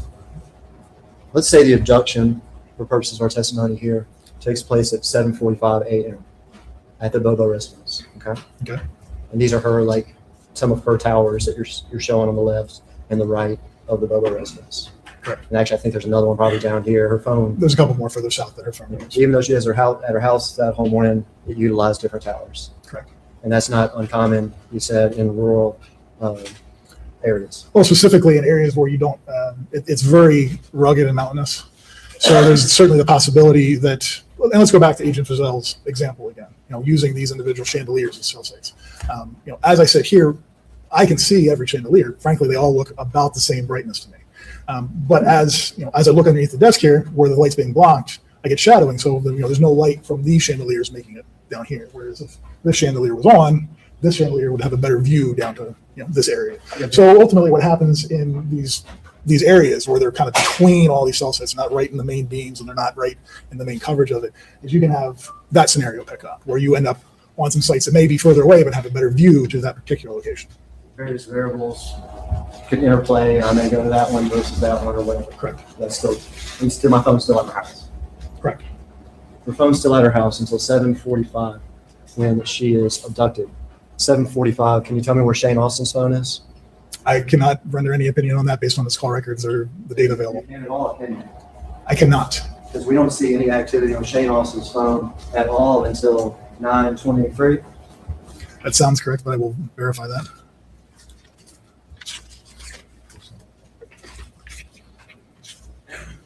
That's correct. 7:45. We don't know where Shane Austin's phone is. Would you prefer that I go to the slide that has Shane Austin's records on it? Let's just set this one. Okay. Shane Austin's phone, 7:45. We have no idea where it is, correct? Correct. Could even be turned off, correct? Correct. I would have no way of knowing that based on these records. 7:45. Can you tell me where Dylan Adams' phone is? No, I cannot. For the same reasons. There's no, Here. Could even be turned Raise off. your voice a little bit. They're having problems picking you up all the way to that. I'm having a My little apologies. problem. Your face away from me, but Could even be turned off, right? that's certainly a possibility, yes. Shane Austin and Dylan Adams' phones could both be turned off in their pockets as they're right outside the Bobo residence at 7:45, abducting Holly Bobo. Correct? That is certainly, This is kind of speculation.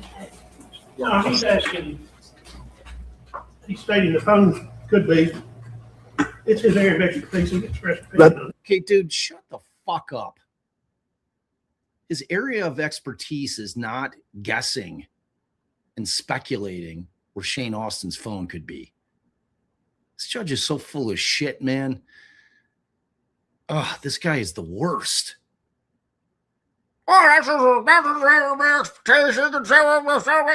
I mean, Shane Austin was probably fucking sleeping. He's probably on one the night before. That's what I'd guess. I think it was weird that Zach was up that early.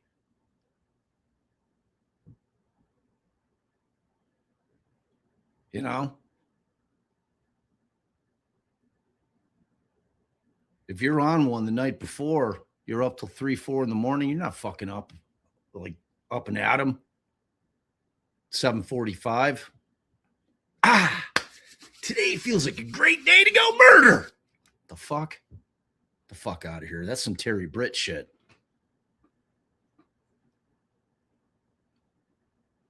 For real, for real. that's correct.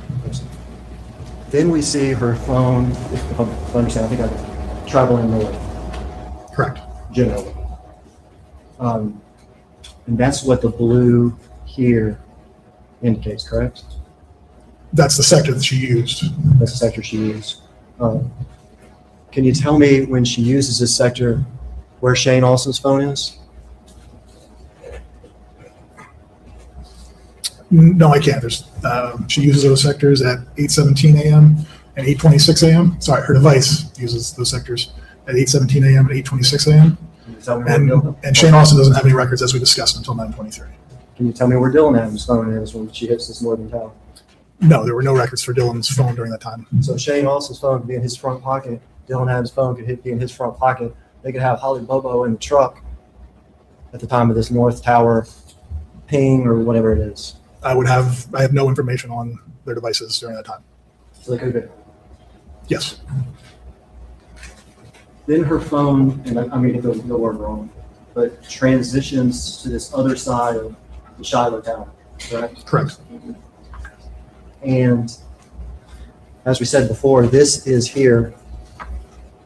This is the overlap or whatever we want to say about the area between the two sectors here on the Shiloh Tower, correct? Correct. There's a transition between the two. So the first here and the second here. And this is, again, these lines should be going on further, right? Yes, I would refer you to that predicted bus agreement. Absolutely. You're familiar with what this area is here? It's pretty rural, but It's rural, absolutely. It's called Yellow Springs. Did you go to the area? I've been through the area, yes. Were you aware that Mr. Austin's house was in Yellow Springs? Yes, Were you aware that Mr. Austin's grandmother's house is right around the corner in Yellow Springs? I heard that, yes. Were you aware that they're both in a very rural area? Yes, Now, you testified about Mr. Adams's phone. And I believe the first activity we see on it is around 8:19. Wait, Is that correct? That's correct. y'all keep telling me to check Twitter. Like, what's going on over there? Is there some shit I should be seeing? Am I missing something?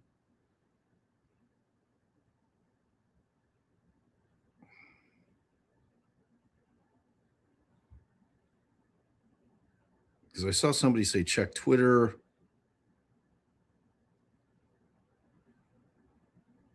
I mean, I see that the witnesses, the witnesses, the Reed thing filed a complaint. Is that what I'm supposed to be looking at?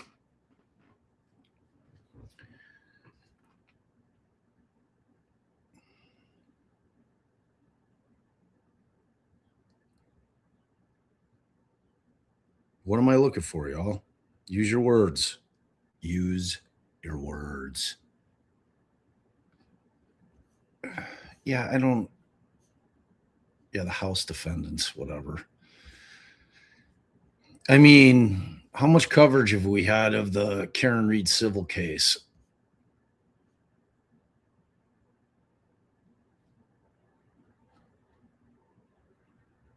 Like, I just, here's the thing. I just don't give a fuck. I just don't. I just don't. You know, I just don't fucking care. Sorry. I'm sorry. You know, and look, I get it, Ovechkin. I get it. And look, it's to my detriment, financially speaking, because I do a live like this and I don't get one super, which is how I make my living. I mean, it shows you where my heart is. You know, I could cover the, you know, shit that I care about. That's what I cover. Things that matter to me. You know, that's what we cover. I could have covered the whatever Turtle Boy thing. Probably raked in a bunch of dough. You know, yeah, I saw your email. You know what the story is on that, Spit. Come on, like I'm not doing that shit. I mean, the way I look at it is that I want to grow the channel with integrity. I want to have a purpose, a mission, and I really try my best to stick to it. You know, and. You know, I could have easily just been, you know, a fence rider on Richard Allen, but no, I'm not going to do that. I'm not going to do that. I could have been a fence rider on Zach Adams. I'm not going to do that. Because what we do matters to me.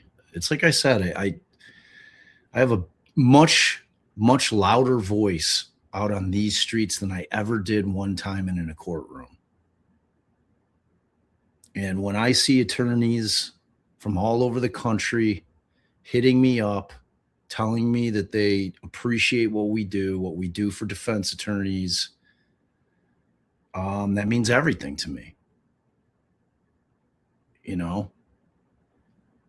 And the hope is that people are learning something, or if they're not, they're at least thinking about things in a different way. Allowing themselves the grace to think about something in a different way than they've thought about it for probably their entire life. It's a huge win for me. It's a huge win. It's really the whole purpose of this thing. It starts with Gacy. You know, I came up with it's your favorite time, it's my favorite time for a reason. Because I felt like it was important for people that love true crime, that love trials, that want to understand it, that didn't have the ability to go to law school, or they chose not to go to law school because life, whatever, to explain the process in a way that was understandable, to enhance their understanding and thereby their enjoyment and their ability to be able to analyze these cases that they love so much. That's how it all started, that concept. right there. I remember when I thought about it and like came up with it. You know, and it was from that everything else was born. It's like, you know, I lean into the grifter thing, but I say it tongue in cheek because what Alice and I do is educate people. We use our very expensive law school degrees and we give people the information for free. I think there's value in that. I just do. And that's why, you know, we love Andrea. She does the same damn thing. You know, I'm picky with my law tubers.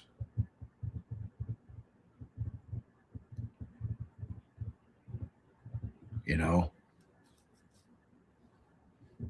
I think everybody should be. You know, one thing that I'll say is that I am always intellectually honest on this channel. I don't bend to the will of anybody ever because I don't give a shit, except for my wife, because she's earned that. You know, because like when you go into this game, the YouTube game, you know, you could be a fence rider and probably make a lot more money because you're not losing audience because you're offending somebody because they feel a certain way about a certain case. You know, I'm a multifaceted person. It's like I've got a deep burning desire to identify the last 5 Gacy victims, like fucking like an obsessive desire to do that. And I'm going to do it. I'm going to do it. And I'm going to expect you all to help me do it by retweeting, by getting shit out there because, you know, Middleman David's going to like, we're going to team up to put pressure on the Cook County Sheriff's Department because fucking 46, 47 years, it's long enough. Guy who's probably the most horrific serial killer or top 3, whatever, in the history of this country. And there's still 5 of his victims that are not identified. It's ridiculous. I know that if anybody on the planet can develop a profile from what they have in terms of the remains of the Gacy victims, Othram can do it. Middleman will do it. And we're talking all the time about doing it. Like I'm going to start a hardcore press on that shit because it means something to me. You know, people seem to kind of lose sight that attorneys are advocates. Defense attorneys are absolutely advocates. That's why when people come at me like with the Richard Allen thing, like, oh, you're a child murderer apologist, I'm like, go fuck yourself. No, I'm not. If they got the wrong guy, that's not justice for the girls. It's that simple. It can't be any more simple than that. If Zach Adams is the wrong guy, Holly Bobo and that family did not get justice. It's as simple as that. This isn't a complicated concept. It's just not. So, you know, that's where I'm at with it. That's where I'm at with it. I appreciate that. I think it is. I honestly do. I've listened to a hella podcasts. And for a guy who had no idea what he was doing going in and producing that in real time as I was going out and you know, hunting down everybody that I could that was associated with that case, that was willing to talk to me. And it was most of them. And the ones that didn't, I think that there was a reason why they didn't want to talk to me, which I uncover in the first third of that season. It became very apparent to me why certain people weren't wanting to speak with me. Because when it came down to it and I realized I had these tapes, and how do I put them out there in a way that's interesting? You know, because you'll hear it in the first couple of episodes. I'm like, you know, my concept is I'm gonna play portions of the tapes for these cops who work the case so they could hear it for themselves and get some feedback from them on what they were hearing. And then it took a turn. It turned into a full-blown investigation. When I got the whole damn investigation file, it became that thing. And no one's ever dug into that case even remotely close to what I did. And it's an unbelievable story. It just is. And I cared about the victims. It became mandatory for me to give those victims their names, tell their stories, let people know who they were, because there's 33 that we know about. And I didn't know jack shit about any of them other than Rob Peast and maybe Johnny Butkovich. That was it. And I knew everything about that case, everything.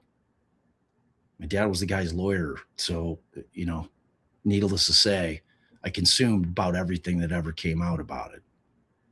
So going into it, I had a very strong knowledge base. What I didn't have going into it was the investigation file, which I got. And then Allie and I went down to the Cook County clerk's office in the Daily Center and spent a month scanning in the transcripts of the trial and the pretrial hearings. 6-7 hours a day with fucking Genius Scan, 1 page at a time. It's some first source shit. It's like, and I hate that 100 million people haven't heard it, because I'll put it in a boxing ring toe to toe with any other podcast that's ever been made, including Serial. And we'll see who comes out. I just need to get people to listen to it. I'm never going to stop promoting that podcast because it's that damn good. And no, it's not on YouTube. It's audio only. Use your ears. You concentrate better when you're listening to things, frankly, because there's only one source of information coming at you. Because that shit is dense. It's densely packed, that podcast. It just is. It's chock full. There's very little fat. It's all meat.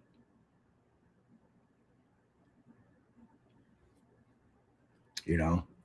It's like I listened to it again when we re-released it as Buried with Allie and I, like, as we were dropping the episodes. And I'm like, we just look at each other. We're like, man, this is a fucking great podcast. Like, legitimately. It's weird to sit here, you know? It's like there's I'm not bragging. It's not that thing. It's like I can, oddly enough, objectively listen to that podcast as if I'm separating myself as the person who wrote it and narrated it, and be like, man, I've just never heard a podcast like it. It's got everything. It's got everything. That clip that I have on Twitter today, which probably has, despite my 28,000 subs over there or whatever, followers, let's see, my Maori post today, sitting at 4. I posted it at 1:30. So it's been out an hour. And what X has done is it's got 483 views, 15 likes, 4 reposts. Go listen to it. Listen to that woman we hunted down. And listen to her story about John Mowry, one of Gacy's victims. As far as I know, nobody had ever spoken to her.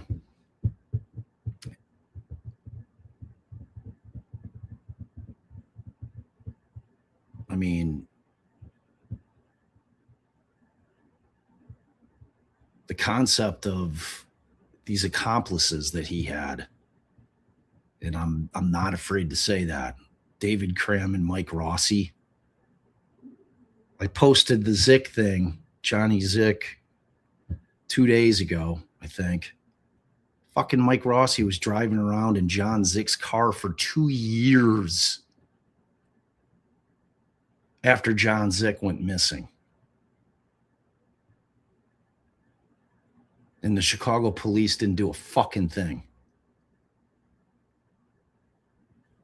So I had this weird dichotomy going on where I'm interviewing all the old Des Plaines police, guys who were still alive. And every one of them that was still alive interviewed with me. And I really developed a deep appreciation for all of them. It's where I uncovered the thing directly from the cops. It wasn't some shit that I cooked up. I mean, I knew something was off when I looked at the evidence log, because the most famous piece of evidence historically in that case, the story that's been fed to the public for 40 plus years, it wasn't on the evidence log. And I'm talking about the original Cook County Sheriff's Department's evidence log. Talking about Carl Humbert, the actual evidence tech, who no one, including my father and Sam Amaranti, had ever spoken to. No one. No one had ever spoken to the only guy that wasn't a part of the Des Plaines Police Department that was in that house on the first search of Gacy's home. And I found him. And he confirmed what I already knew. Desperate times call for desperate measures, and it created this moral dilemma that I thought was fascinating. And from that,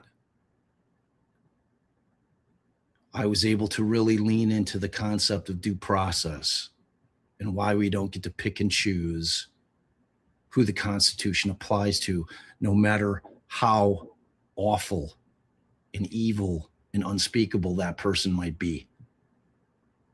Because that's not how the system has been set up. So, all right, enough of that. Let's get back to it. But go listen to Buried, for God's sakes, if you haven't. It's not about Gacy. It's really not. I know that sounds weird. This is no Gacy fanboy documentary. Let's talk about Gacy and his fucked up childhood. Only time you're hearing about that is when I get to the trial, when people are testifying about it.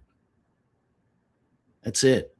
You hear him and the horrors that he committed in those tapes, which we made a little sound effect for people that don't want to listen to his ass. You'll know. Every time a clip's played, that sound effect hits first. You can skip right past it. And you got the whole damn story there without listening to Gacy. There's no excuse. It's about the investigation, the victims, the trial. That's what it's really about. Actually had activity earlier that day, like at 4:50 or something in the AM. Very early, yes. Right. But between 4:50 and 8 AM until 8:19, he doesn't have activity on it. That's correct. And can you tell me between those two times, okay, do you know where his phone is? No, I do not. Could be off. Could be on. Could be on with no activity. Correct. And basically could be anywhere as long as that gives him enough time to get back to this general area at 8:19. Correct. Is that correct? Correct. And in fact, And Amanda, first of all, thank you very much, Kelly. Kelly says, thank you for covering this case. I care about it a lot. Here's your super. Ha, ha, ha. Thank you. I truly appreciate that. I truly, truly do. And Amanda, you are one of my finest pupils. And I'm not talking about my eyeballs. I consider you a student because you're what I consider to be a ride or die.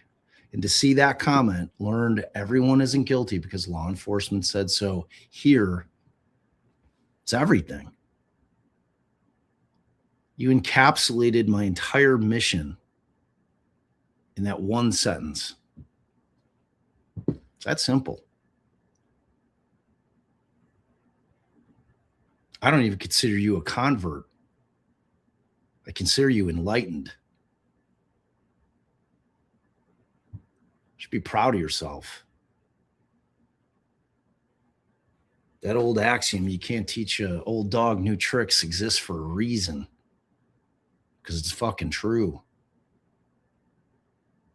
When people are set in their ways, it's really, really hard to change their mind. Just is.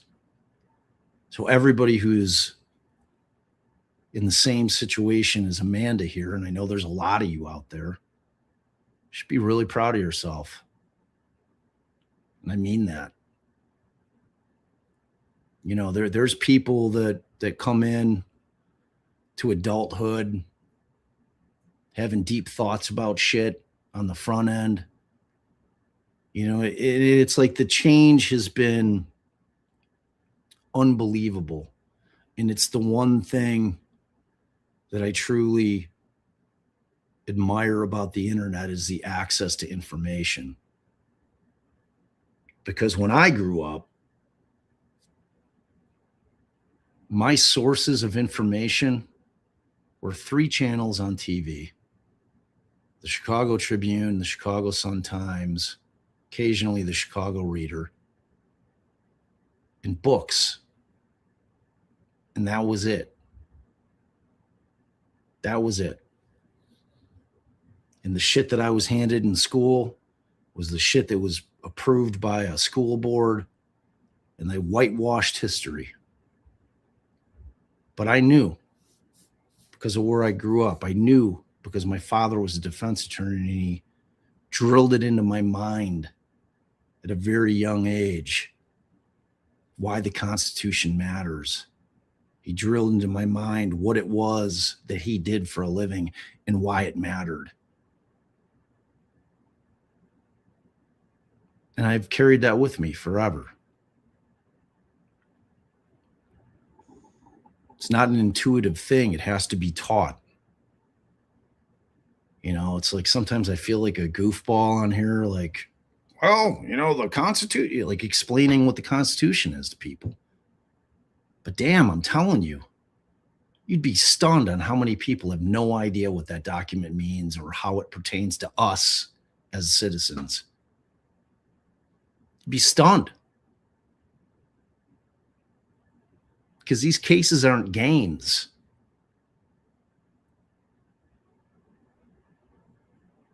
One of the biggest things that you will take away from the Buried podcast is how profound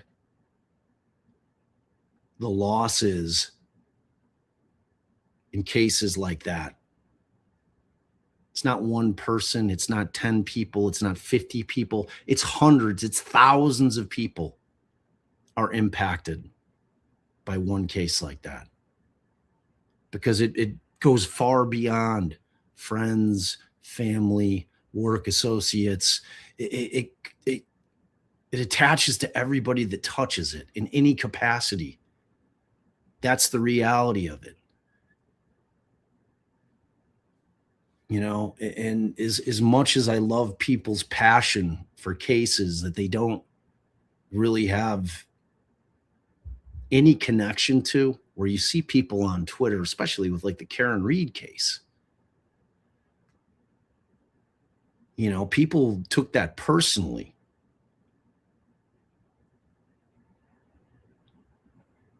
Which is a really shining example of what I'm talking about.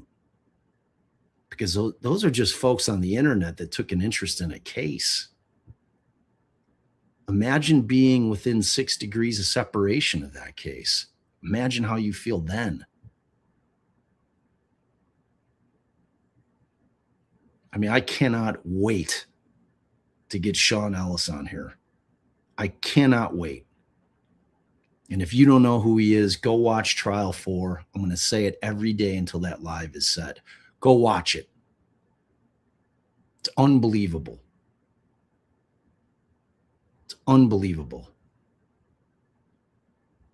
Tried that dude 4 times for killing a cop. It's a Massachusetts case.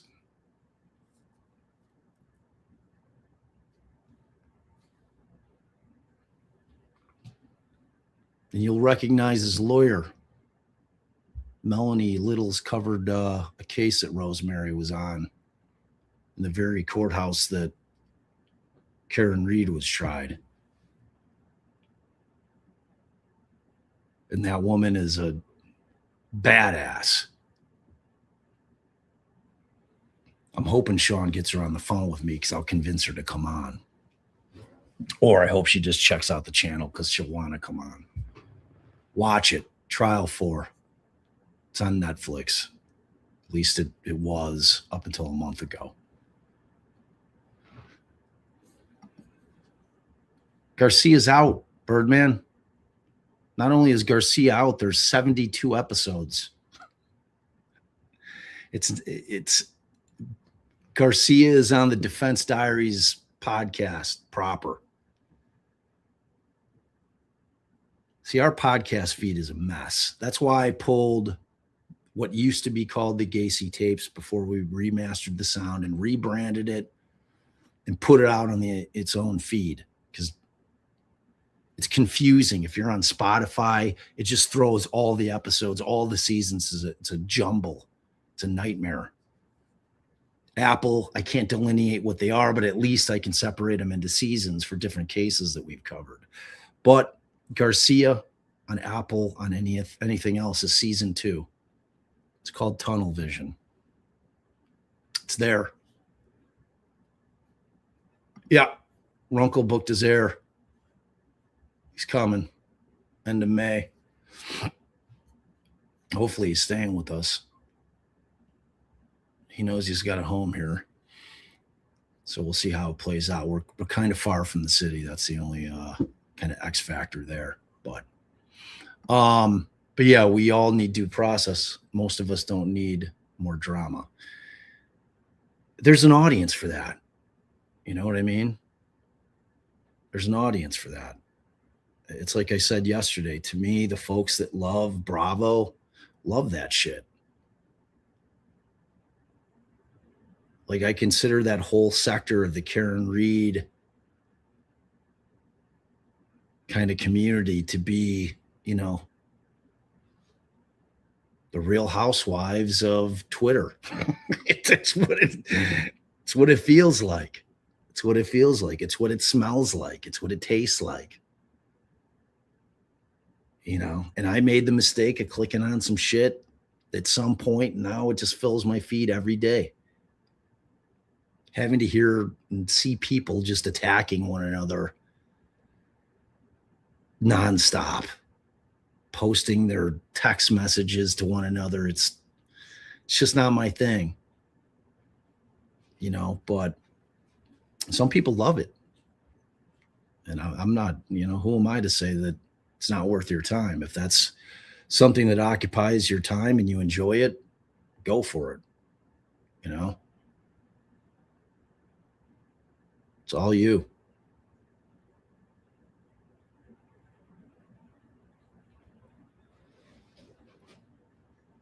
Just ain't me. And thank you for that, Dr. Russells. Appreciate that. And Birdman, thank you for that. I appreciate that. Jaded for Justice. In my opinion, the issue is that people think you are pro-Gacy.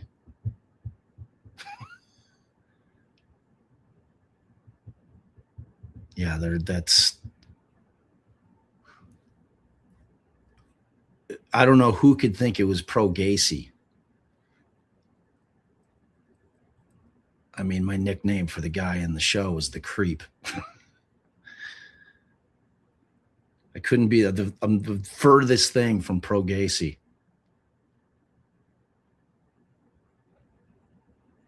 I mean, even in the tweet that I put, you know, how can you think, if you read that post, my most recent kind of straight up buried thing, telling people that Gacy was, my father was his lawyer. You know, if I refer to him as a monster, I don't know how you can walk away from that thinking that I'm pro Gacy.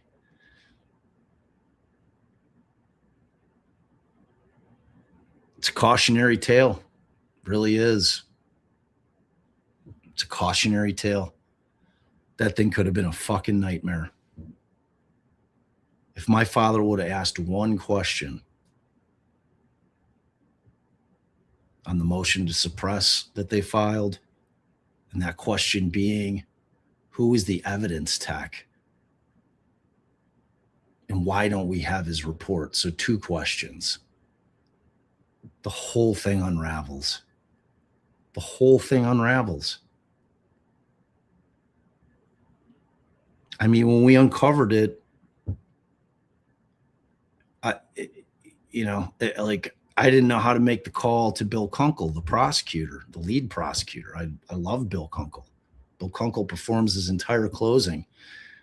And that took place after we uncovered it and after I went to Bill and told him about it, you know. And there's this conversation that took place with the lead prosecutor when I first called him up. I said, hey, Bill, I'm Bob Mata's son, also Bob Mata, and I'm doing this podcast. And, you know, I asked him if he'd talk about the case with me. He says, absolutely. You know, and he said this thing before we had any substantive conversation to me that's in the pod. First time we talked to Bill, he's like, I just want to tell you, I need you to understand, because this is right when we were starting the podcast. Like, Bill was one of the first people that we spoke to.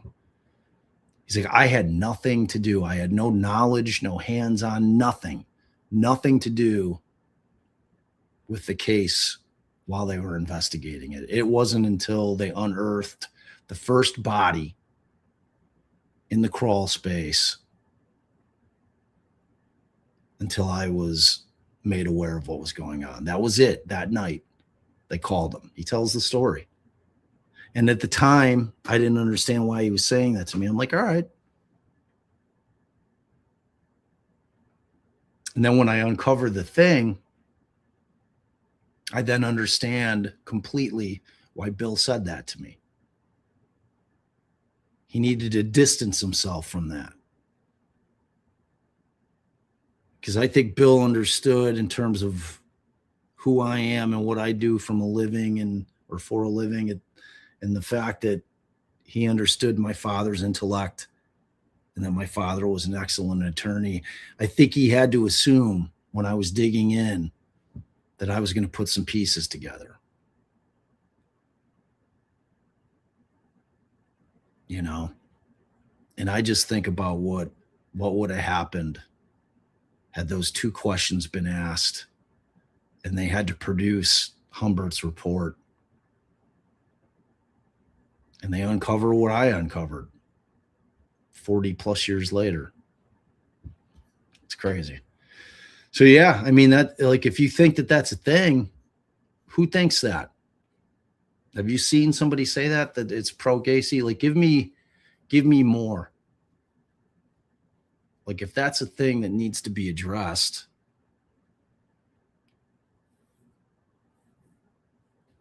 then I'll address it.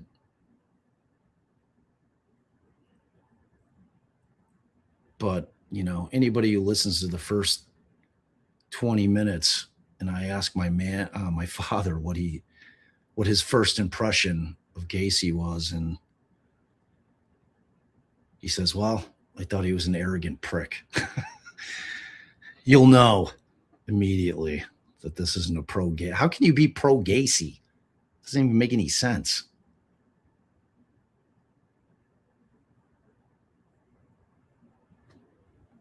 But maybe people, the due process thing, but it turns into a cautionary tale and a teachable moment.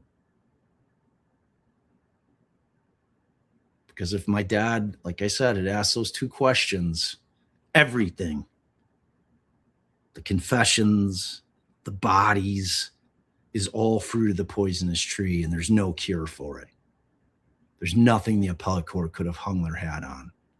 All the evidence that they had against him would have to be tossed. The judge would have had no choice. I mean, Garippo could have said, you know what?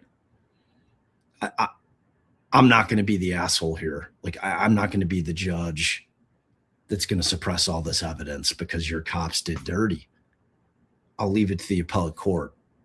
And they're not going to be able to hang their hat on anything. There's no way to escape it.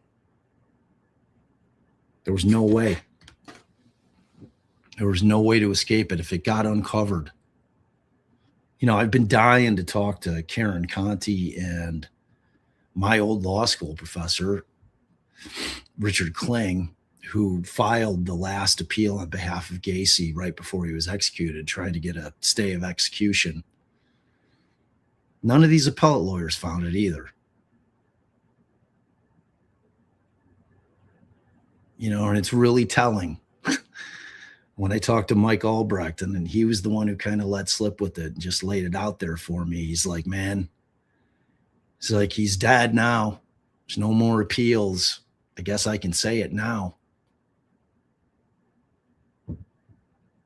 They knew.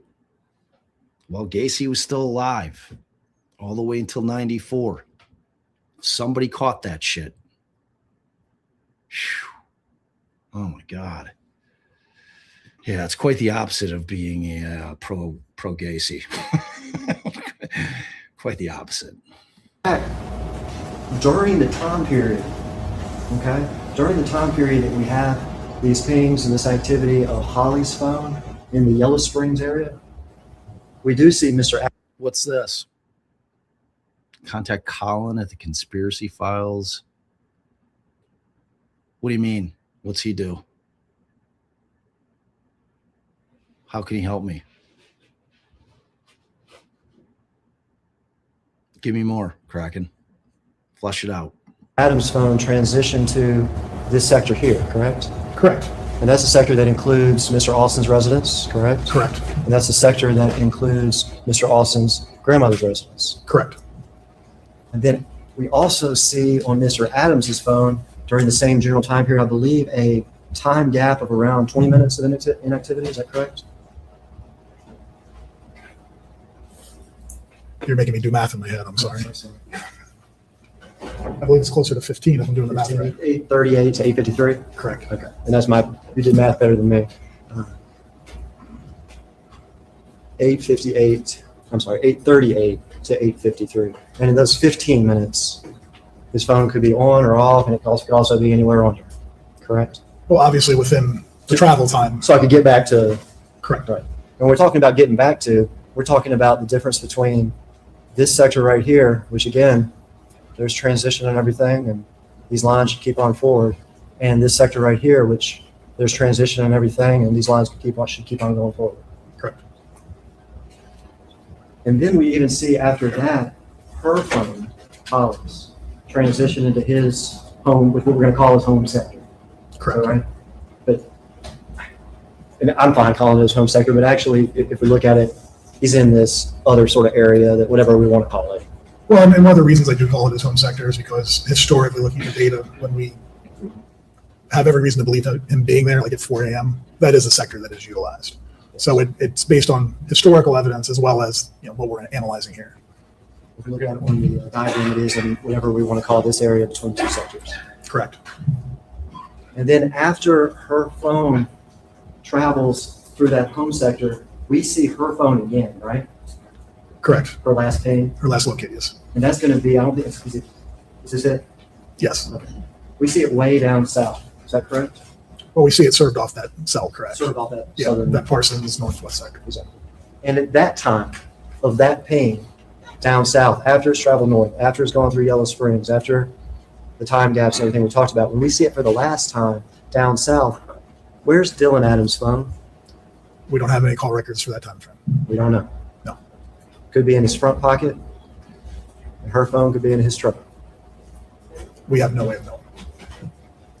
At the same time, if I understand it right, Jason Autry's phone and Zach's phone go off to this Birdsong Tower, right?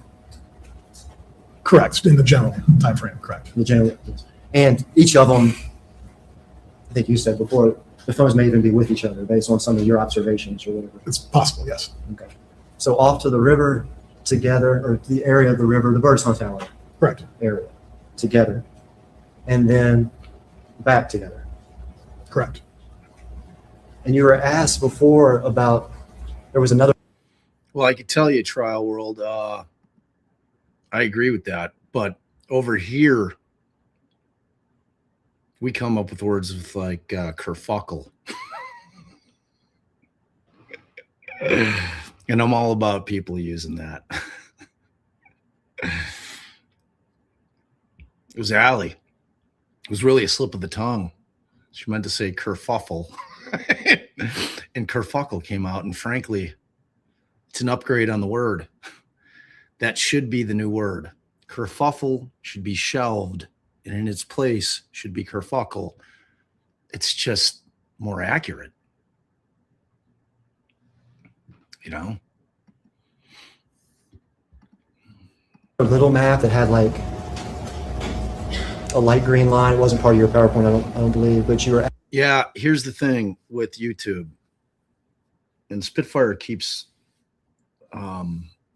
offering to, I just have to send her a bunch of images, a bunch of pics to put some kind of visuals on with the audio podcast. Because the way that it works in terms of the algorithm is if we had all of our podcast episodes, and I'm talking about the traditional audio only podcast, we put them all on YouTube, and it was killing us because the algorithm, because people on YouTube want to watch things.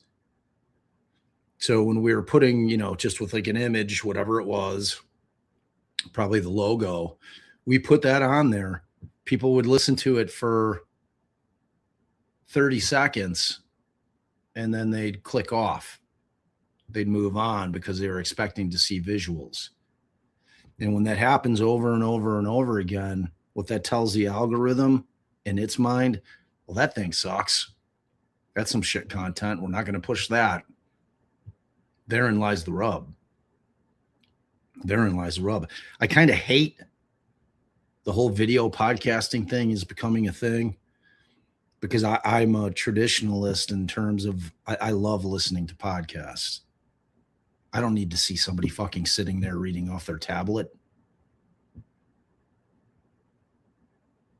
reading some wiki podcast about a case they don't know jack shit about. That's why the shit that we cover, if it's something that we're really, really into, I'm boots on the ground. I get up in it. I really do. I'm going to Aaron Spencer's trial for a reason.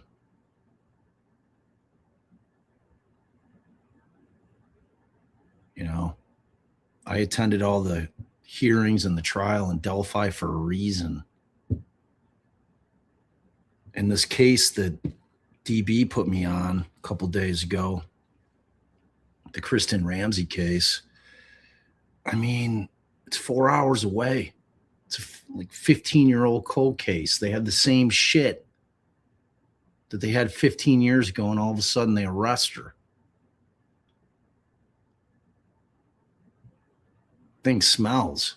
But I asked DB, and I don't know if you answered DB, and I don't know if you're still in here, but I'm curious. I want to see the warrant. I want to see the affidavit for the warrant. I want to see what the hell they have. Because I read through a bulk of the 156 pages you sent me. And, that's a case I might take the drive for. Even though I think they're going to stream it. Just can't substitute being there. Just can't.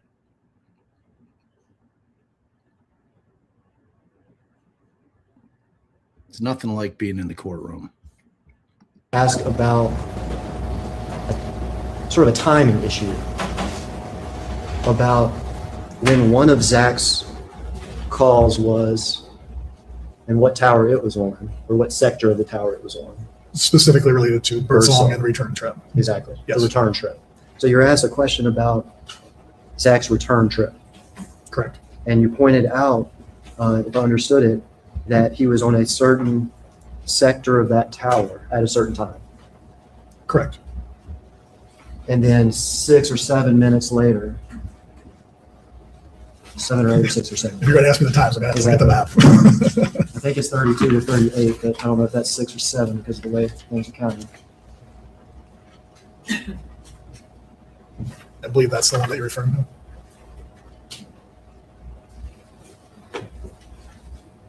32, 38. Is that right? Well, no, so the information that you're seeing here, this is that northeast sector. Everything in purple is that northeast sector of Birdsong. Yes. Everything in brown is that west sector of Birdsong. Yes. And this is the sector that I think you're referring to that was missing. So there was no, if the route back was down south and then west, we would have expected, if there was activity during that time, we would have expected to see activity on that south sector, 39078. This is the As you- tower, right? That's the tower location, yes. This is the river. Well, that's the interstate, that's the river. Yes, the river is the Yes, blue. north south. Is the blue, right? Correct. And this is the tower. It's the purple one, right? That's the sector, that's the purple one. Sector one, the purple. So he starts out in that sector at 2:32, correct? His last record in that sector is 10:32 It a.m. was 10:32 a.m. And that sector includes an area south of that tower, correct? Yes. It's not the southern sector, if you want to say that. Well, no, It I mean, includes an area it's south. of it's that exactly sector. what we've discussed before. It's Exactly. that there is a transition as you go between those sectors. And then he transitions to this sector. No, skincare. When I'm looking down, I'm looking at my phone because I have a lot of shit going on a daily basis related to this business, related to cases that I'm covering. If it's sometimes I'm tweeting because I'm promoting, other times I'm responding to text messages from people that are time sensitive. You know, it's like I don't want to turn off the camera every single time. So it's definitely not a matter of me not being interested. Ever. You know, like people used to think I was sleeping. I guess I should hold my phone up here and do this. But, you know, when I'm on for hours, there's other business that has to be handled. That's just facts. You know, if I'm doing a live like last night, you know, I'm not on my phone. If I've got a guest on, I'm not on my phone. If it's just me and us hanging out, deal with it, you know? Just take my word for it. I'm interested. If I wasn't interested, I wouldn't be showing the trial. It's a rule. Anything that I'm covering, I'm interested in.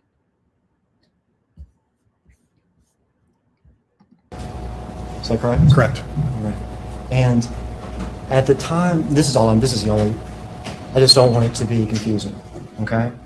You're not testifying that at 10:32 a.m., okay, that Zach Adams is standing as far as he can over here next to the river bridge before he starts his trip back. No. He could be anywhere as far as that goes, Anywhere that's being served by that sector. Correct. including The, the sort of the overall- interesting thing here, though, is if you look at it, it is 10:32. He's on that sector. Within 3 minutes, he's on this west sector. And having been through this area, that's not a quick drive through that. So Yeah, but- to me personally, 3 minutes does seem odd. If there was activity for all the rest of that, those 3 minutes, I don't necessarily But you know, jump to the conclusion that it would be enough time to pass through that sector. do you know when it is a quick drive? When you're driving really quick. And so he goes through this western sector Correct? on the way back to the home sector. Correct. And actually, on the way back to the yellow sector. Correct. You know where the Yellow Springs Church is? Right up the road from Shane Austin's residence. in that yellow section. Correct. That's it. With the discretion.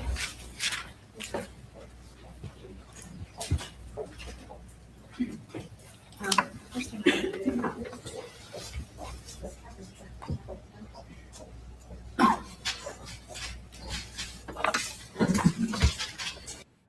Yeah, I mean, here's the way I feel about it. Like anybody who would ever think that I was pro Gacy doesn't understand, number one, that it was an insanity defense case by operation of law. When you're going to employ the insanity defense, you have admitted to committing the crimes. You know, so it was never a question of whether he did or he didn't. It was a question of whether his mind was so diseased that he couldn't stop himself from doing what he was doing. You know, trying to sell that to 12 people in a box when he's ended 33 innocent young lives. It's an impossible sell. An impossible sell. Yeah, trial 4. It's about Sean Ellis. He's tried 4 times for killing a Boston cop who was sitting outside of a Walgreens off duty. Little side hustle. And he got shot in the face like 3 or 4 times. And they pinned it on Sean.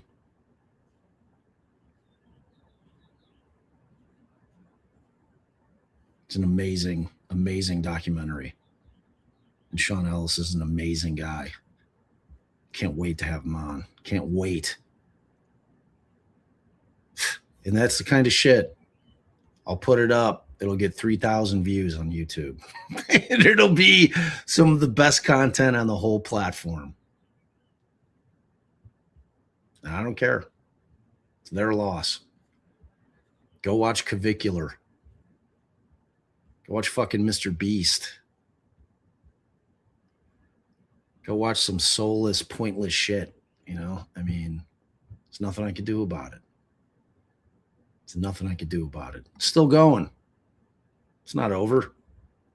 Just dropped 72 2 days ago, right in the beginning of the trial. I'm wrapping that bad boy though. And I've been trying to work on the next thing I want to do a full season on. I'm going to do a Barton McNeil season. It'll probably be around 6 episodes, maybe longer, depending on who I can get to talk to me. But there's a case. There's a case, an Illinois case that unbelievably, my babysitter from when I was like 5 years old reached out to me about a cold case about her cousin who was murdered. And I desperately want that family to work with me so that I can try to solve the damn thing. It's insane. It's an insane case. It's a wild one. And it's just so weird because like my father's brother dated for decades my babysitter's sister. It's just one of those things where it's like going to be some first source shit. So I don't know. It's taking me forever. I've done so much talking today, and I've got to bring Scarlett to hitting in like 7 minutes, 6 minutes. Short-lived. Don't be mad. Been good talks. I've had good talks with y'all today.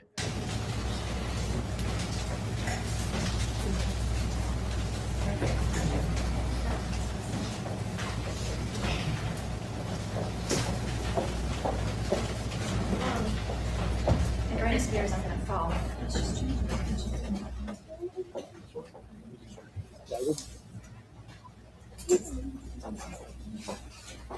it. No, as you have not authenticated that exhibit. This exhibit, okay. I would like to, at this time, authenticate this exhibit. You recognize that as something that you've used in this case, is that right? That's correct. And then the other one, Your Honor, I'd like, and that's an AT&T overlay coverage map. You've seen those before. That's correct. Your Honor, at this time, I'd like to move. Be made into evidence. What did we say, 217, 219? And you recognize this map also. That's a map of coverage as you drive around different roads and which tower is actually being used on. So it's also an overlay map, but it's just specific as to roadway. This is actually, there's a significant difference between this map and that map. Not just because it's the roads that are drawn out, but this map is actual collected data from a device that drove these roads and showed what cell sites served.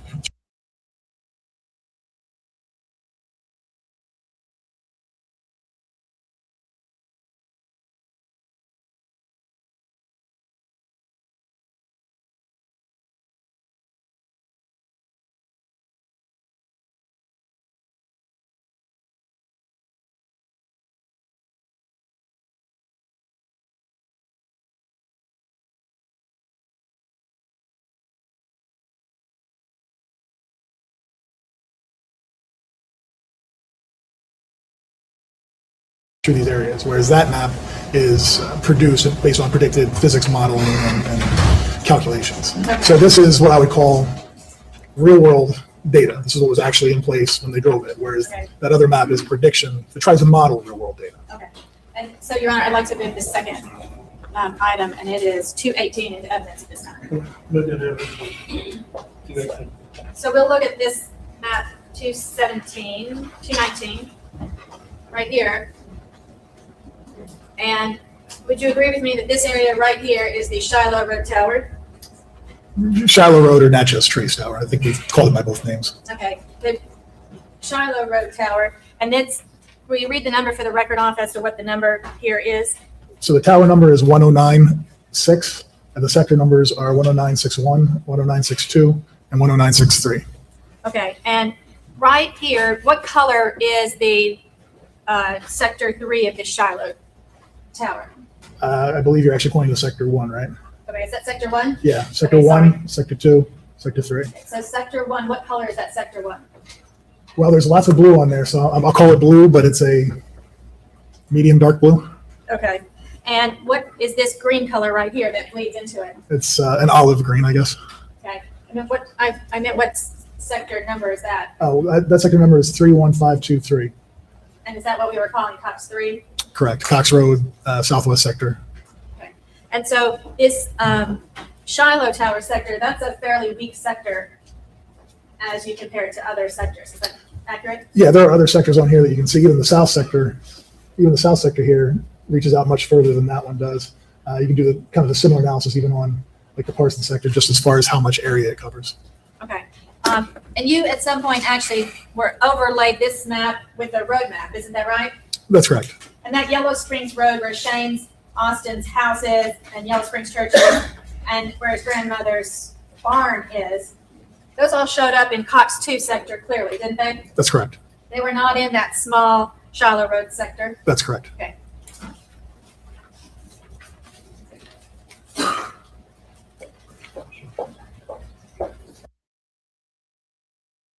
All right, don't be pissed. I got to dip. I have to dip. It's going to take me 17 minutes to get to her hitting lesson. So I will definitely look up Colin. I'll definitely look up Colin.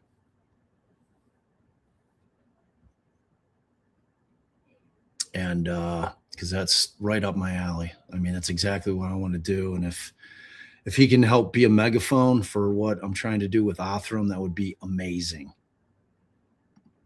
I mean, that's what Bill Dorsch and I have been planning on doing. I'll definitely reach out to him.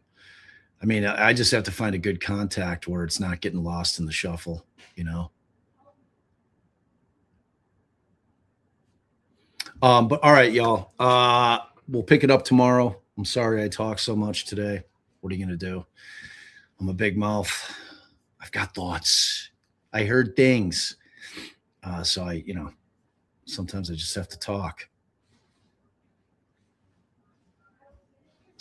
Sometimes I just have to talk.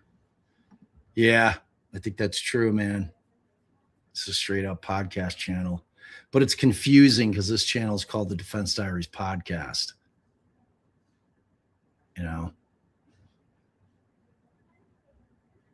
I'd have to call it the Defense Diaries podcast.